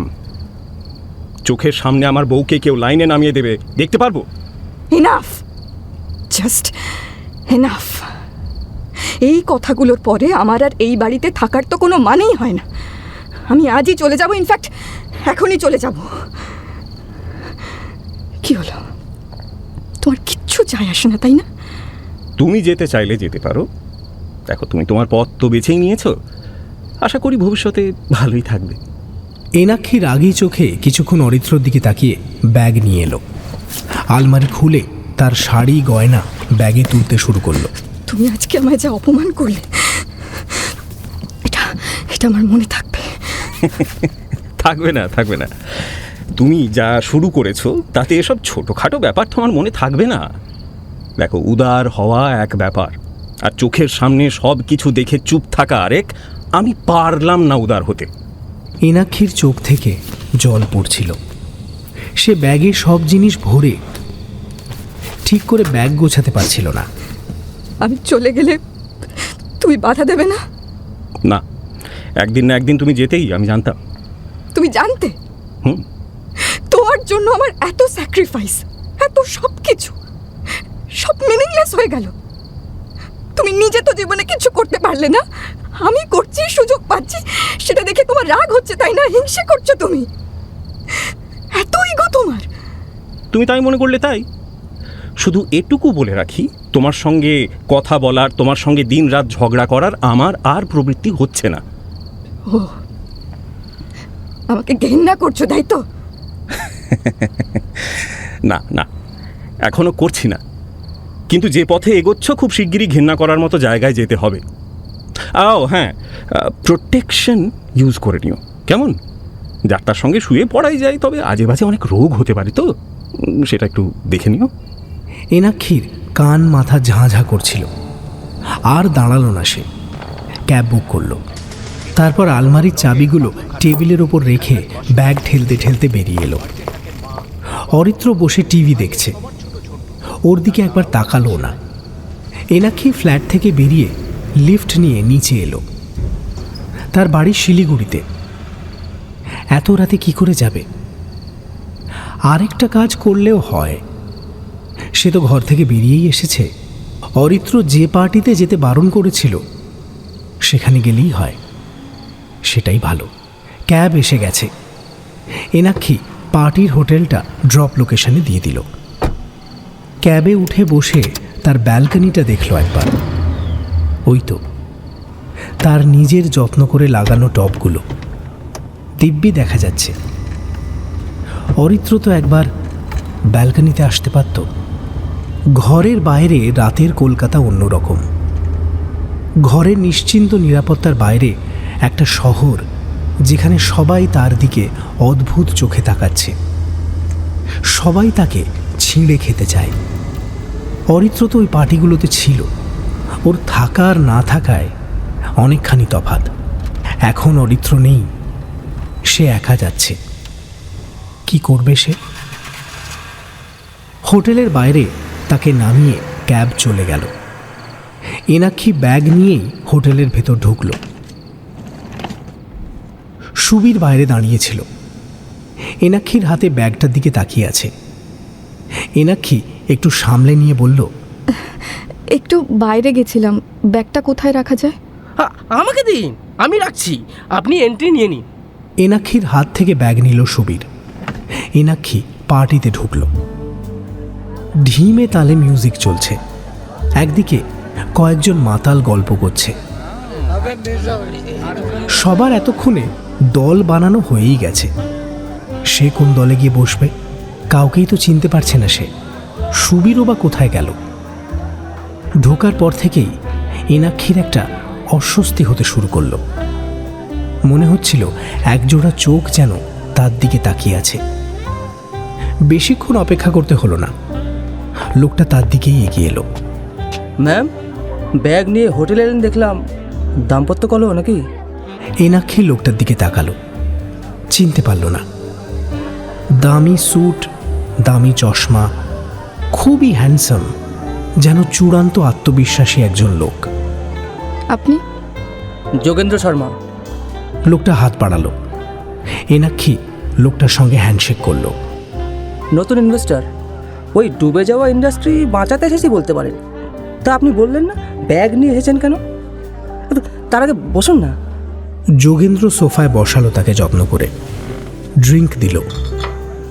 ওই বুঝতেই পারছেন, মিডল ক্লাস ফ্যামিলি ক্রাইসিস, আর কি বলবো। একবারে হাতের গ্লাসটা শেষ করে দিল সে। এটাই তো প্রবলেম ম্যাডাম, বাঙালির মিডিল এজ মেন্টালিটি সব জায়গায় একই রকম। আচ্ছা, আমি এখানে কাউকেই চিনতে পারছি না কেন? আপনি বোধহয় ভুল রুমে ঢুকেছেন, এটা আসলে আরেকটা পার্টি। মানে এ বাবা, তাহলে আমি উঠতে গেল, কিন্তু মাথাটা ঘুরে গেল। যোগেন্দ্র ধরে নিল তাকে। এনাক্ষী চারপাশটা কেমন ঝাপসা হয়ে গেল।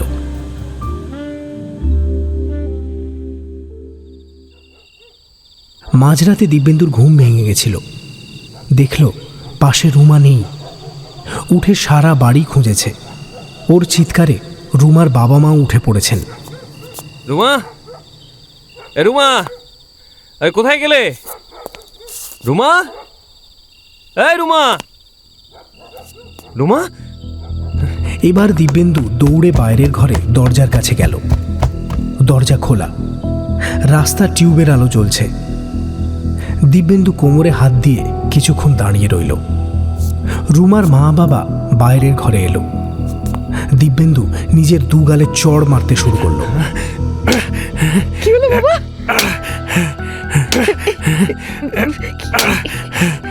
কি হলো? হ্যাঁ, কি হলো? কি হবে? আমি যা ভাবছিলাম তাই হয়েছে। আপনাদের মেয়ে পালিয়েছে।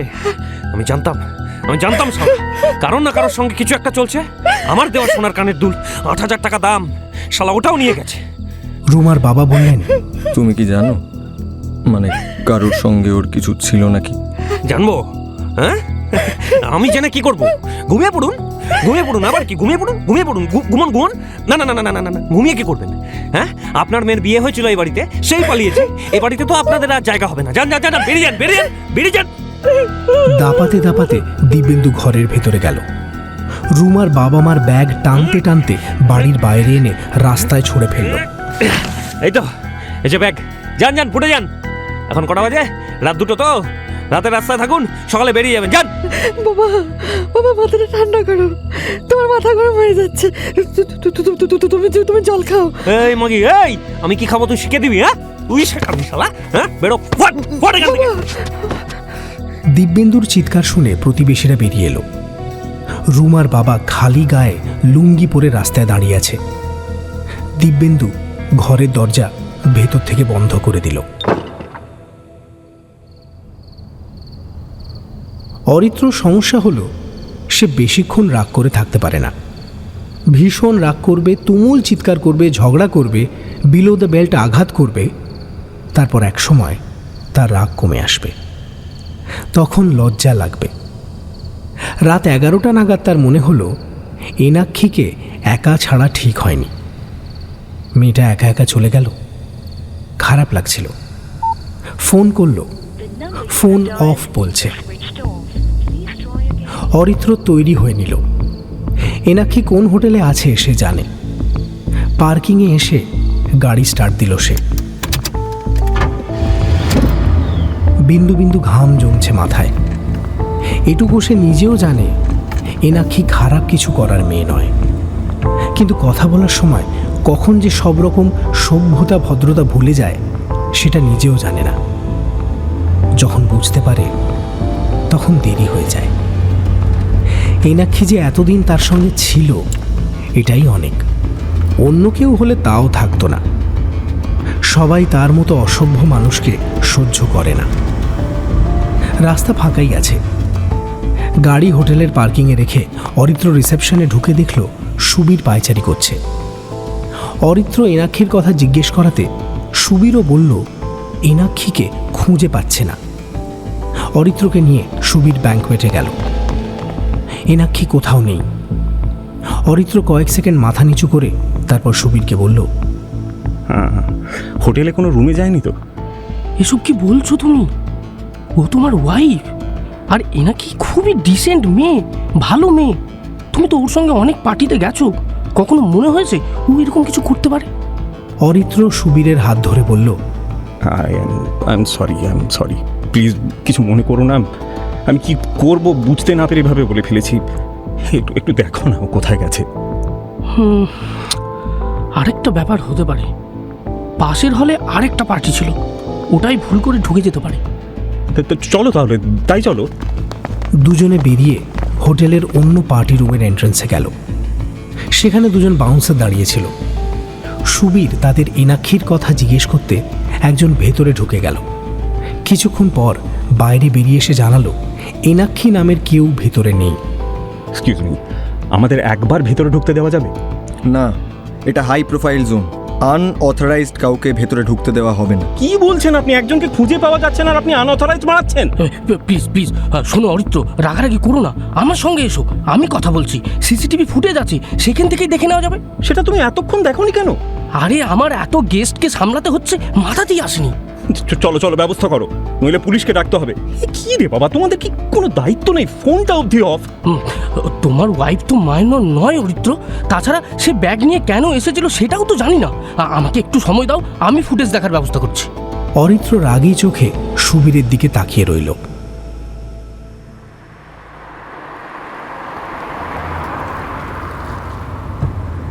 পালাতে পারলেন তাহলে?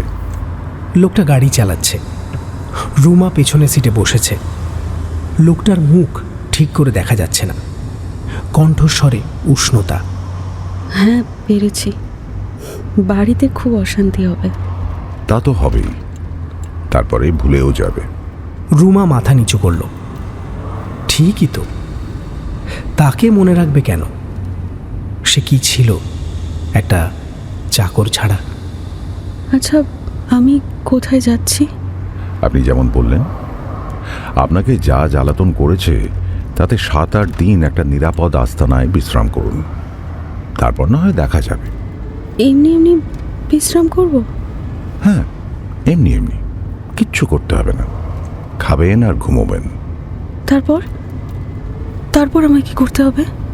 তারপর দেখব আপনাকে দিয়ে কোন কাজ করানো যায়। আসলে ব্যাপারটা কি বলুন তো, আমাদের কাজে মানুষের প্রয়োজন। এই যে ভারতবর্ষ, এই দেশটার সব থেকে বড় অ্যাডভান্টেজ কি জানেন? মানুষ। অথচ আমরা এই অ্যাডভান্টেজটাই নিতে পারছি না, উল্টে সেটা ডিসঅ্যাডভান্টেজ হয়ে গেল। কত ছোট দেশ, যার জনসংখ্যা আমাদের সিকিভাগেরও কম, আমাদের শাসন করে চলে গেল। আমরা গোলামি ছাড়া কিছু শিখলাম না। এটা কি ঠিক হলো? আচ্ছা, আপনার কি ভয় লাগছে? লোকটার কথা বলার ক্ষমতা আকর্ষণীয়, কথাগুলো শুনতে ভালো লাগছিল। রুমার একটুও ভয় করছে না, বরং আনন্দ লাগছে। স্কুল ছুটি হবার পর ছোটবেলায় যেমন আনন্দ লাগতো, তেমনই আনন্দ লাগছে। না, ভয় লাগছে না। দুর্ভাগ্যজনক। একটা অদ্ভুত ব্যাপার শুনুন, আমি যতজনকে এভাবে নিয়ে এসেছি আমাদের কাছে, তাদের 90% মহিলাই এই উত্তর দিয়েছেন, তাদের ভয় লাগছে না। মানুষ কতটা যন্ত্রণায় থাকলে সম্পূর্ণ অপরিচিত একজনের সঙ্গে ঘর ছাড়ার পরেও ভয় পায় না। আমাকে আপনি প্রত্যুষদার কাছে নিয়ে যেতে পারবেন? আমি খোঁজ নিয়েছি, টেলিকম কোম্পানিতে দেওয়া কাগজপত্র থেকেই খোঁজ নিয়েছি। আপনি যাকে খুঁজছেন তার কোনো হদিশ এখনো পাওয়া যায়নি, পেলেই আপনাকে জানাবো। আচ্ছা, আপনার সিটের পাশে দেখুন একটা কেক রাখা আছে, খেতে পারেন, ভালো লাগবে। ইনফ্যাক্ট এত ভালো কেক আমিও অনেকদিন খাইনি। কেক খাবো না, আমাকে একটু জল খাওয়াতে পারেন? অফকোর্স, আমার সিটের পেছনের পকেটে একটা ছোট জলের বোতল আছে। রুমা বোতলটা নিয়ে অনেকটা জল খেয়ে নিল।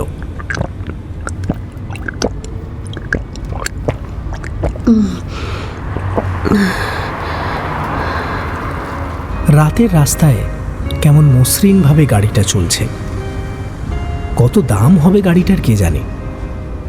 লোকটা গান চালিয়েছে, ভারী সুন্দর একটা ইংরেজি গান। গানটা বুঝছে না রুমা, অথচ শুনতে ভালো লাগছে। দিব্যেন্দু গান শুনতো না, কেমন অদ্ভুত টাইপের বেরসিক একটা লোক ছিল। গান যারা ভালোবাসে না তারা মানুষ খুন করতে পারে। রুমা গান গাইতো, দিব্যেন্দু শুনে নাক কুচকে বলেছিল ওসব নাকি পোষায় না।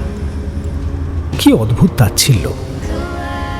গাড়িতে গানটা কি অদ্ভুত ঘুম পাড়ানি। কতদিন পর এত আরাম লাগছে। রুমা কখন যে ঘুমিয়ে পড়ল তা সে নিজেই জানে না।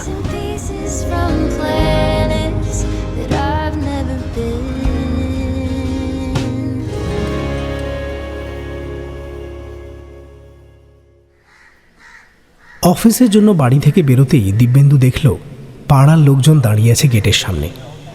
সে বিশেষ পাত্তা দিল না। কি হয়েছে রে? আরে বউটা পালিয়েছে মনে হয়। এ বাবা, রাত থেকে বাওয়াল চলছে তো। সাংঘাতিক ব্যাপার। রুমার বাবা মা নিশ্চয়ই কাউকে নালিশ করেনি, ফার্স্ট ট্রেনে ফিরে গেছে। অন্য দিনে বেরোনোর আগে রুমা সবটা গুছিয়ে দেয়। আজ বড্ড বিরক্ত লাগছিল, তৈরি হতে সময় লাগলো। অন্যান্য দিন 8:25 বেরোয়। সাইকেলে উঠে ঝড়ের গতিতে স্টেশনের দিকে যেতে থাকে। এদিন একইভাবে বেরিয়ে খানিকটা যাওয়ার পর তার মনে পড়ল তালা দিতে হবে, বাড়িতে কেউ নেই।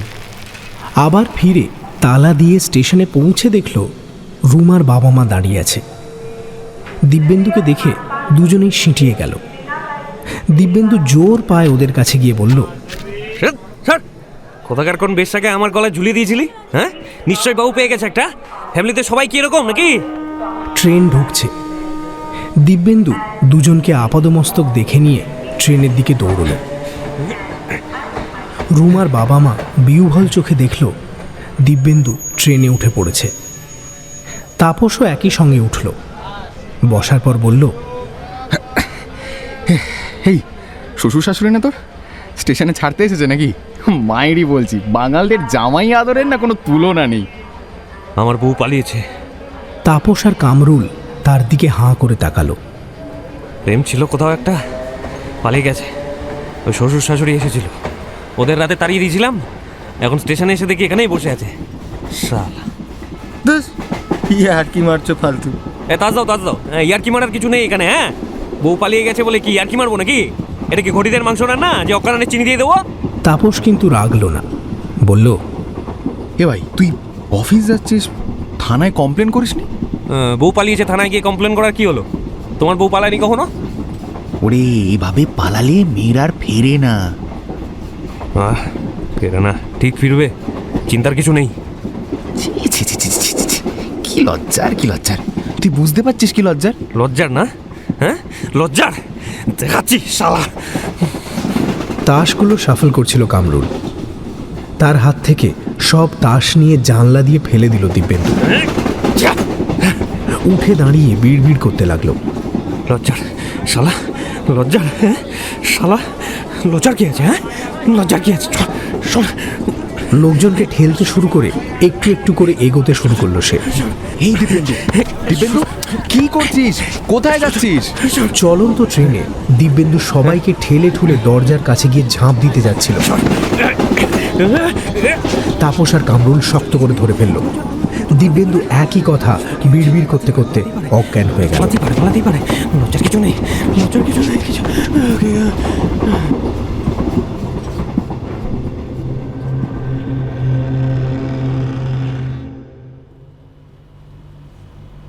কেমন শান্ত একটা বিছানা। এসি চলছে একেবারে কম তাপমাত্রায়। ঠান্ডা হয়ে আছে চারদিক। কতদিন পরে এত ভালো ঘুম হলো রুমার। কত যুগ সে ঘুমোয়নি। রাতে এমনিতেও ঘুম হতো না। কোনো রাতে তাকে দিব্যেন্দুর পাংখা পুলার হতে হয়েছে, কোনো রাতে একটু ঘুমিয়েছে হয়তো, পিঠে লাথি খেয়ে উঠে পড়তে হয়েছে। তীব্র ব্যথা থাকতো সারা শরীরে। তার পরিবর্তে এত সুন্দর ঘুম ভাবাই যায় না। বেশ কয়েকবার উঠতে গিয়েও ওঠেনি সে। অনেকক্ষণ পরে যখন উঠে বসল, কাঁচের কাছে গিয়ে দেখল জানলার বাইরে একটা সুন্দর শহর দেখা যাচ্ছে। কোন শহর এটা? কলকাতা? রুমার ফোনটা বেজে উঠল। রুমা ফোন ধরল। হ্যালো।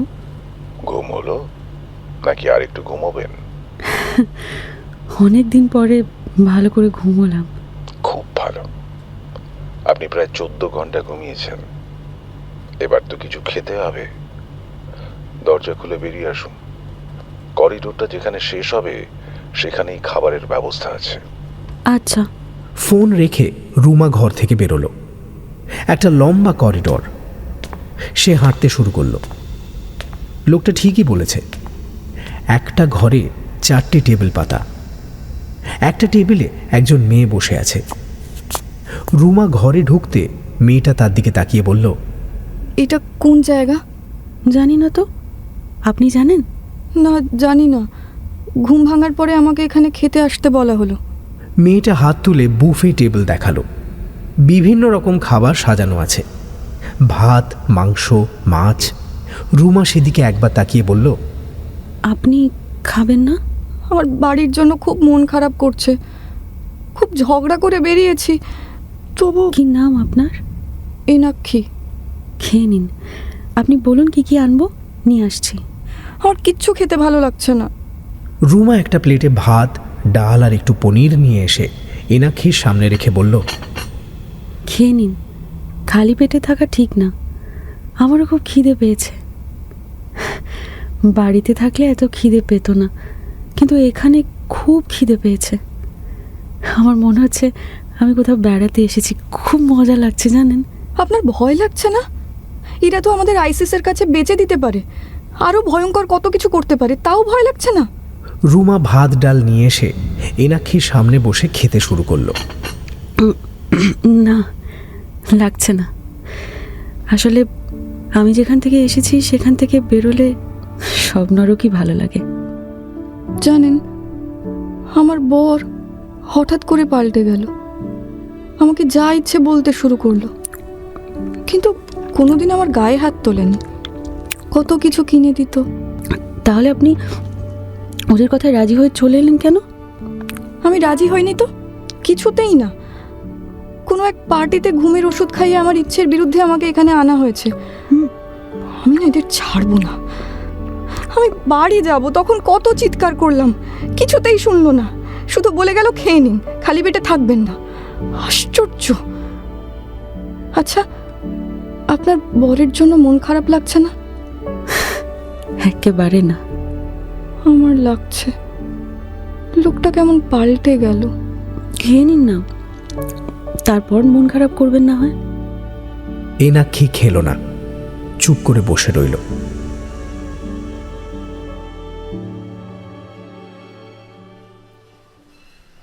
একা একা দিন কাটানো বড়ই বিরক্তিকর।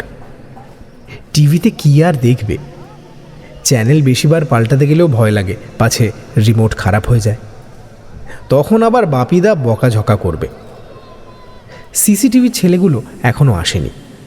বাপিদা বলেছে এবার অন্য জায়গা থেকে ছেলে পিলে আসবে। ওই নাম্বারটা বাপিদাকে দেওয়ার পর থেকে আর ফোন বাজেনি। পূর্ণর ইচ্ছে হলো একবার ওই মহিলার সঙ্গে কথা বলবে। বাপিদা নাম্বারটা নিয়ে যে কি করলো সেটা জানতে হবে। পূর্ণ ফোন করলো। ফোনটা সুইচড অফ। পূর্ণর হঠাৎ ঠাকুর ঘরের কথা মনে পড়ল। কিছুক্ষণ ছাদে পায়চারি করে তারপর ঠাকুর ঘরে গেল। ড্রয়ার থেকে লুকোনো চাবিটা বের করে আলমারি খুলল। কতগুলো ছোট ছোট বাক্স, কোনোদিন দেখেও নি সে। বাপরে, এগুলো কি? সেগুলো বের করতে গিয়ে একেবারে নিচের খোপে চোখ গেল। ওরে বাবা, কতগুলো টাকার বান্ডিল! এত টাকা রেখে গেছে? ওরে, এ তো 2000 টাকার নোট। এগুলো তো সব বাজেয়াপ্ত হয়ে যাবে। সেদিনই পালের দোকানে দাঁড়িয়ে খবর দেখছিলাম। ভাবিদা জানে না? এ তো বলাও যাবে না, বললে জেনে যাবে আমি আলমারি খুলেছিলাম। কিছুক্ষণ চুপ করে দাঁড়িয়ে পূর্ণ একটা বান্ডিল বের করে রেখে দিল। এ তো সমুদ্র, এর থেকে একটা বান্ডিল না পাওয়া গেলে কি আর হবে? সুন্দর করে আলমারিটা বন্ধ করে চাবিটা আগের জায়গায় রেখে দিল সে। তারপর গুনতে শুরু করলো পূর্ণ। 95, 96, 97, 98, 99, 100টা 2000 টাকার নোট, মানে ওরে বাবা রে, 2 লাখ টাকা! এত টাকা কোনোদিন সে একসঙ্গে দেখেনি, অথচ কেমন অবলীলায় বাপিদা রেখে দিয়েছে। এরাই হলো বড় লোক, আর তার মতো লোকেরা সব ছোট লোক। এরা মালিকপক্ষ হবে না তো কে হবে? হ্যালো হ্যালো, তুমি আবার ওই নম্বরে ফোন করছো কেন? কোন নাম্বার? ওই যে মেন নাম্বারটা আমায় দিয়েছিলে। সে কি, তুমি সেটা কি করে জানলে? আসলে কি হয়েছে বাপিদা, ওই হাত পড়ে গেছিল তো। জার্মানিতে এরকম অনেক রকম ব্যবস্থা আছে, আমি জেনে যেতে পারি। মনে রেখো, তুমি একদম ওই নম্বরে আর ফোন করবে না। আচ্ছা আচ্ছা আচ্ছা আচ্ছা। তুমি কোন ঘরে এখন? ছাদে। ফোনটা কেটে দিল বাপিদা। টাকার কথাটা বলতে গিয়ে চেপে গেল পূর্ণ। জেনে গেলে কষ্ট পাবে ছোড়া, তাকে বাড়ি পাহারা দিতে রেখে গেছে। থাক, এসব কথা আর নাই বা বলল। এনাক্ষী খুব কম খেলো, রুমা তার উল্টোটা। কতদিন পরে দিব্যেন্দুর চিন্তা না করে খেতে পারছে। খাওয়া শেষ হবার পরে হলের কোণের বেসিনে মুখ ধুতে না ধুতেই শাড়ি পরিহিত এক মহিলা প্রবেশ করল। এনাক্ষীর সঙ্গে সঙ্গে উঠে দাঁড়ালো। আপনি আমাকে নিয়ে এসেছেন? মহিলাটি চেয়ার টেনে নিয়ে বসে বললেন, না, আমি আপনাকে নিয়ে আসিনি, আমি স্নিগ্ধা, বলতে পারেন আপনাদের মেন্টর।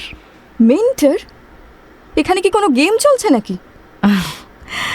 আপনারা দুজনে খুব কঠিন একটা ফেজে ছিলেন, আপনাদের উদ্ধার করে নিয়ে আসা হয়েছে। আমাদের লক্ষ্য আপনাদের স্বনির্ভর করে তোলা। আপনারা রোজগার করতে পারবেন, নিজের পায়ে দাঁড়াতে পারবেন, সেই জন্যই আমি এখানে এসেছি। মানে কি করতে হবে আমাকে? এখানে বিভিন্ন ধরনের কাজ আছে। আমরা কয়েকটা পরীক্ষা করব, সাইকোমেট্রিক টেস্ট হবে। এইগুলোর রিপোর্ট অনুযায়ী আমরা সিদ্ধান্ত নেব আপনাদের কোন কাজে লাগানো হবে। শুনুন, আমি কারো কেনা গোলাম নই। হ্যাঁ, আমাকে অজ্ঞান করে আমার ইচ্ছার বিরুদ্ধে এখানে আনা হয়েছে। আমাকে আটকে রাখলে না ফল ভালো হবে না।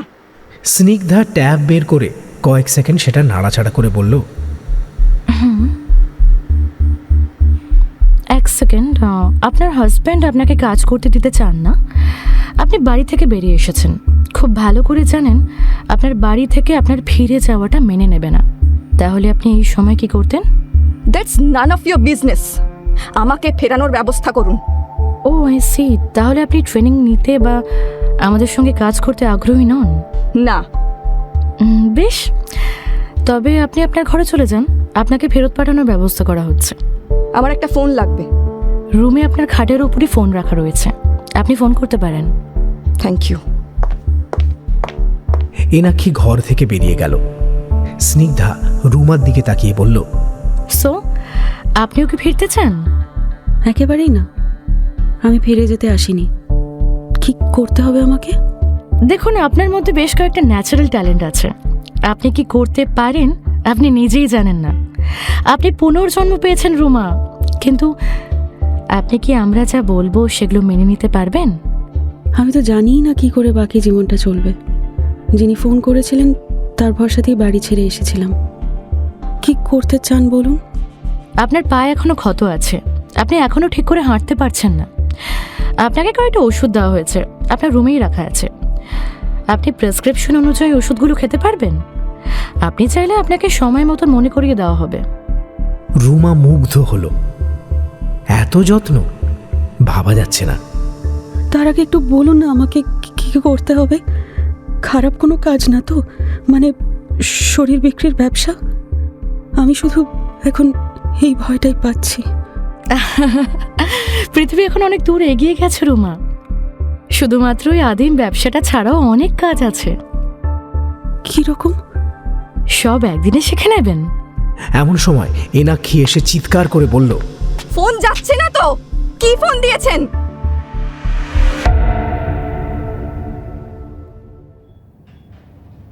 অফিসে সাহেব দিব্যেন্দুকে ডেকে পাঠিয়েছিল। সাহেবকে রুমার পালিয়ে যাওয়ার কথাটা দিব্যেন্দু জানালো। সাহেব ওকে ভালোবাসে। আজকের দিনটা ফুল পেড ছুটি দিয়েছে আর বলেছে সে যেদিন খুশি জয়েন করতে পারে। সাহেবের ঘর থেকে বেরিয়ে দিব্যেন্দু নিজের টেবিলে এলো। সুদেব এসে পিঠ চাপড়ে দিল। শোন ভাই, খুব ডাউন লাগছে তোকে। আরে একটা বউ গেছে তো কি আছে, কটা বউ চাস তুই? আমার একজন আছে, চলে যা, ব্যবস্থা হয়ে যাবে। নে নাম্বার দিচ্ছি নে। সুদেবের দেওয়া ঠিকানাতে এসে পৌঁছেছে দিব্যেন্দু। এবার সুদেবের দেওয়া নাম্বারে কল করল সে।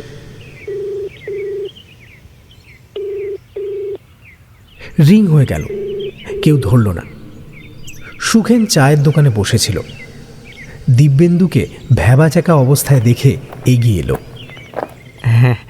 কোথাও যাবেন নাকি স্যার? হ্যাঁ হ্যাঁ, আমার অফিসের একজন বলল একজনের কাছে যেতে, একটা কাজ ছিল আর কি। নাম সমিতা। ও, আপনারও ওখানেই কাজ? আসুন, আমার সঙ্গে আসুন। হ্যাঁ হ্যাঁ। সুখেন হাঁটতে শুরু করলো, তার পেছন পেছন দিব্যেন্দু। কিছুটা যাবার পর একটা ঘরের দরজা দেখিয়ে বলল, এই যে যান। হ্যাঁ, থ্যাঙ্কস। লোকে 500 দেয়, আপনি 50 টাকা তো দিন। দিব্যেন্দু পকেট হাতড়ে একটা 5 টাকার কয়েন বের করলো। সুখেন সেটা নিয়ে বলল, হ্যাঁ তাই দিন, চা খাওয়া যাবে একটা। স্যার, কত রকম লোক যে আসছে আজকাল। সুখেন গেল না, একটু দূরে দাঁড়িয়ে দেখতে লাগলো। Dibyendu calling bell টিপল। দরজা খুলল সমিতা। আপনি কি সমিতা? ওই সুদেব নাম্বার দিয়েছে, ফোন করেছিলাম, ধরছিলেন না। সমিতা দরজা ছেড়ে দিল। দিব্যেন্দু ঢুকে গেল। সমিতা সুখেনকে দেখে মুখ ঝামটা দিল। কিরে দাঁড়িয়ে আছিস কেন? আমি নিয়ে এলাম তো, কাট দিবি তো নাকি? আমার লোক আছে, সেই পাঠিয়েছে। সুখেন হতাশ মুখে দাঁড়িয়ে রইল। সমিতা দরজা বন্ধ করে দিল। দিব্যেন্দু চারদিক দেখছে। কেমন তেল চিটচিটে জায়গাটা, তার ঘরের মতো না। কত টাকা? 500। বউ পাওয়া যাবে? এখানে সবাই বউ। যা ওই ঘরটায় যা। একটা ঘর দেখিয়ে দিল সমিতা। দিব্যেন্দু চারদিক দেখতে দেখতে ঘরটায় ঢুকল। রুমার বয়সী একটা মেয়ে ড্রেসিং টেবিলের সামনে সাজছে। ওর দিকে তাকিয়ে থাকতে থাকতে দিব্যেন্দু পকেট থেকে হাতুড়িটা বের করে হাতে নিল। এই মেয়েটা কি রুমার মতো হবে? রাত 2টো। তিলজলা থানার ওসি নীল বাগচি চা খাচ্ছিল। এমন সময় দরজা ঠেলে অরিত্র ঢুকল। নমস্কার, আমি অরিত্র। আমি বেশ কিছুক্ষণ ধরে বাইরে বসে আছি, একটু আর্জেন্ট ছিল স্যার। আমি খুব বিপদে পড়ে এসেছি। আমার ওয়াইফকে খুঁজে পাওয়া যাচ্ছে না। ব্লু বেঙ্গল হোটেলে পার্টি ছিল, ওখানে যাওয়ার পর থেকে আর ফোনে পাইনি ওকে। নীল জলের গ্লাস এগিয়ে দিল। আচ্ছা, আপনি আপনি আপনি বসুন। এই যে জল খান, একটু শান্ত হন, আমি দেখছি। অরিত্র বসল। একবারে গ্লাসের পুরো জল শেষ করল। তারপর নীল বাগচিকে পুরো ঘটনাটা জানালো। ওর সাথে ঝগড়া, এনাক্ষীর বেরিয়ে যাওয়া, হোটেল, পার্টি, সুবীরের কথা সব। স্যার, আমি সিসিটিভি দেখতে চেয়েছিলাম, ওরা বললো ক্যামেরা খারাপ আছে। আমার বিশ্বাস হচ্ছে না স্যার। আপনার স্ত্রীর একটা ছবি দেখান। অরিত্র ফোন বের করে নীলকে ছবি দেখালো। এনাকে তো আমি চিনি। আসলে আমার স্ত্রী সিরিয়াল দেখেন, তা উনি যখন দেখেন তখন আমিও দেখেছি। আচ্ছা, আপনি আপাতত একটা মিসিং ডায়েরি করুন, আর আপনি ছবিটা আমাকে হোয়াটসঅ্যাপ করুন তো, তারপর হোটেলে যাব। মিসিং ডায়েরি করার পরে নীল অরিত্রকে নিয়ে গাড়িতে উঠল।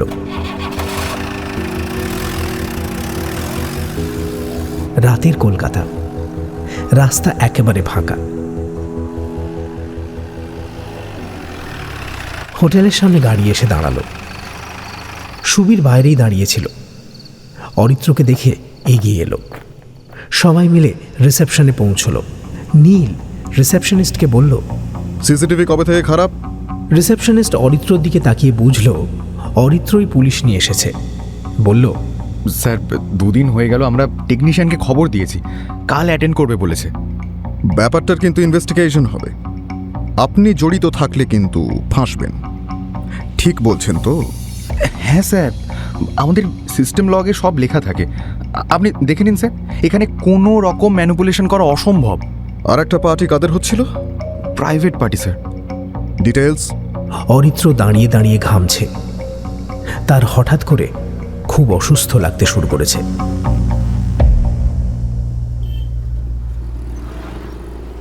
মোড়ের মাথায় দাঁড়িয়ে বিড়ি টানছিল সুখেন।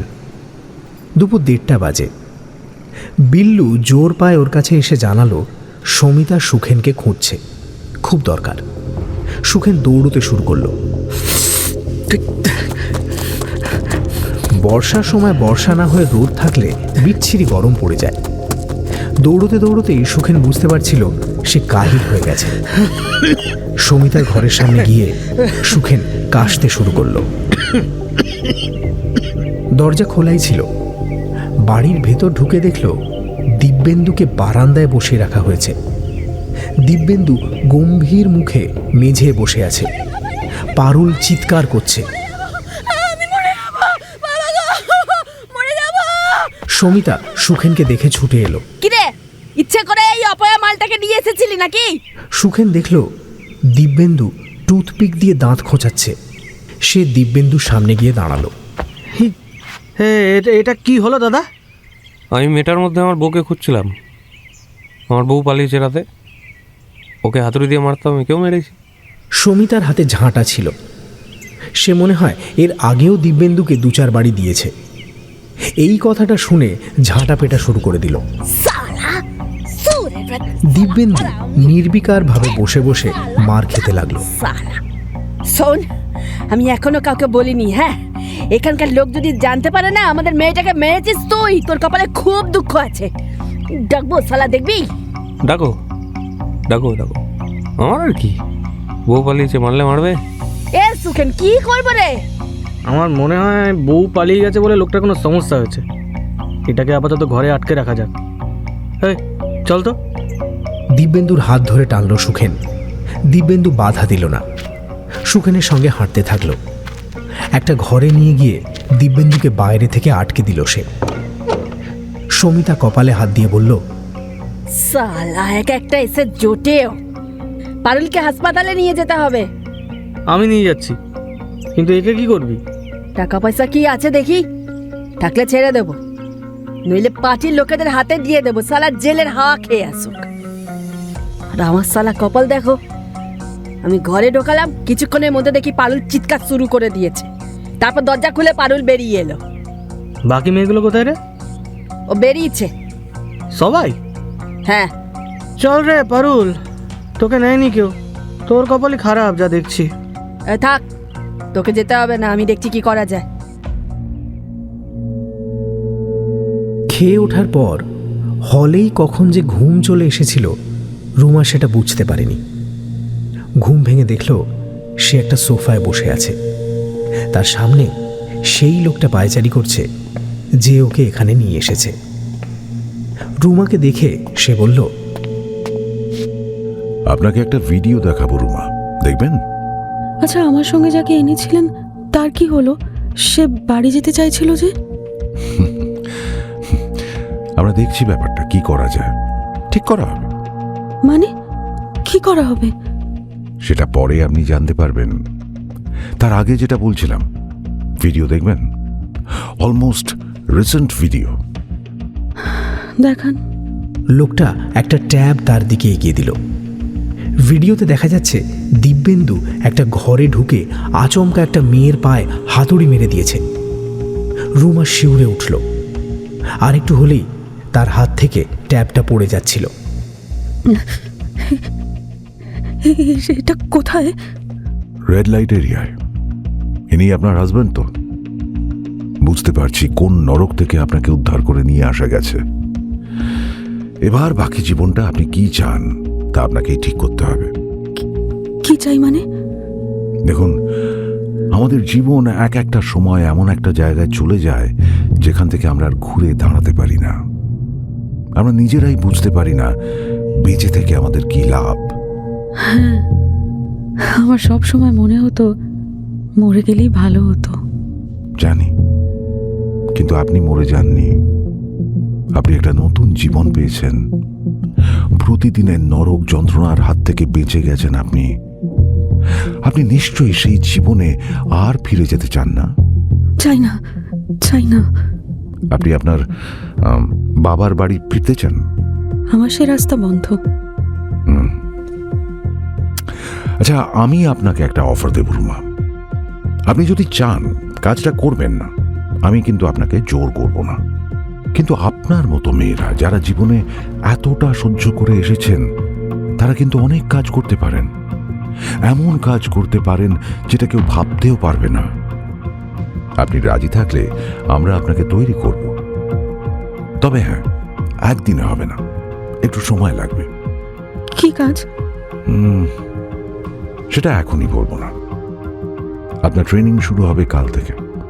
দেখুন আপনি কিভাবে সেটা গ্রহণ করেন, তারপর আমরা আরেকবার কথা বলবো না, ঠিক আছে? ট্রেনিং হবে? আমি কিছু আচ্ছা, তাহলে কি আমাকে শরীর বেচতে হবে? শরীর? শরীর কি? এতদিন তুমি শরীর বয়ে বেরিয়েছো, কি করেছো সে শরীর দিয়ে? লোকটার যেন একটা অদ্ভুত সম্মোহিনী ক্ষমতা আছে। লোকটা যেন তার মাথায় ঢুকে যাচ্ছে ধীরে ধীরে, তার মস্তিষ্ককে নিয়ন্ত্রণ করে ফেলছে যেন। আপনি থেকে তুমিতে চলে গেছে কখন, রুমা বুঝতেও পারল না। তা বলে তোমার কাছে যা আছে তা সবার কাছে থাকে না। তুমি নিজেই জানো না তুমি কি করতে পারো। তুমি আমার কথা শুনে দেখো একবার। শুনবে রুমা? শুনবো। আমার তো কোথাও যাওয়ার জায়গা নেই, আমার আর কিছু করারও নেই। লোকটা এগিয়ে এসে তার কাঁধে হাত দিল। আমি জানি তুমি পারবে, তোমাকে পারতেই হবে। আমাকে মেরে ফেলবে না তো কেউ? আমরা সবাই একদিন মরে যাই রুমা, তার আগে বেঁচে থাকার মতো বেঁচে থাকা দরকার, তাই না?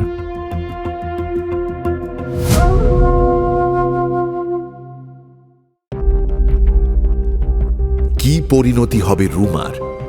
জীবনের নরক থেকে তার কি মুক্তি হলো, নাকি আরো এক গভীর নরকে প্রবেশ করল সে? সমস্ত বিশ্বাসঘাতকের সন্ধান দেব আমি।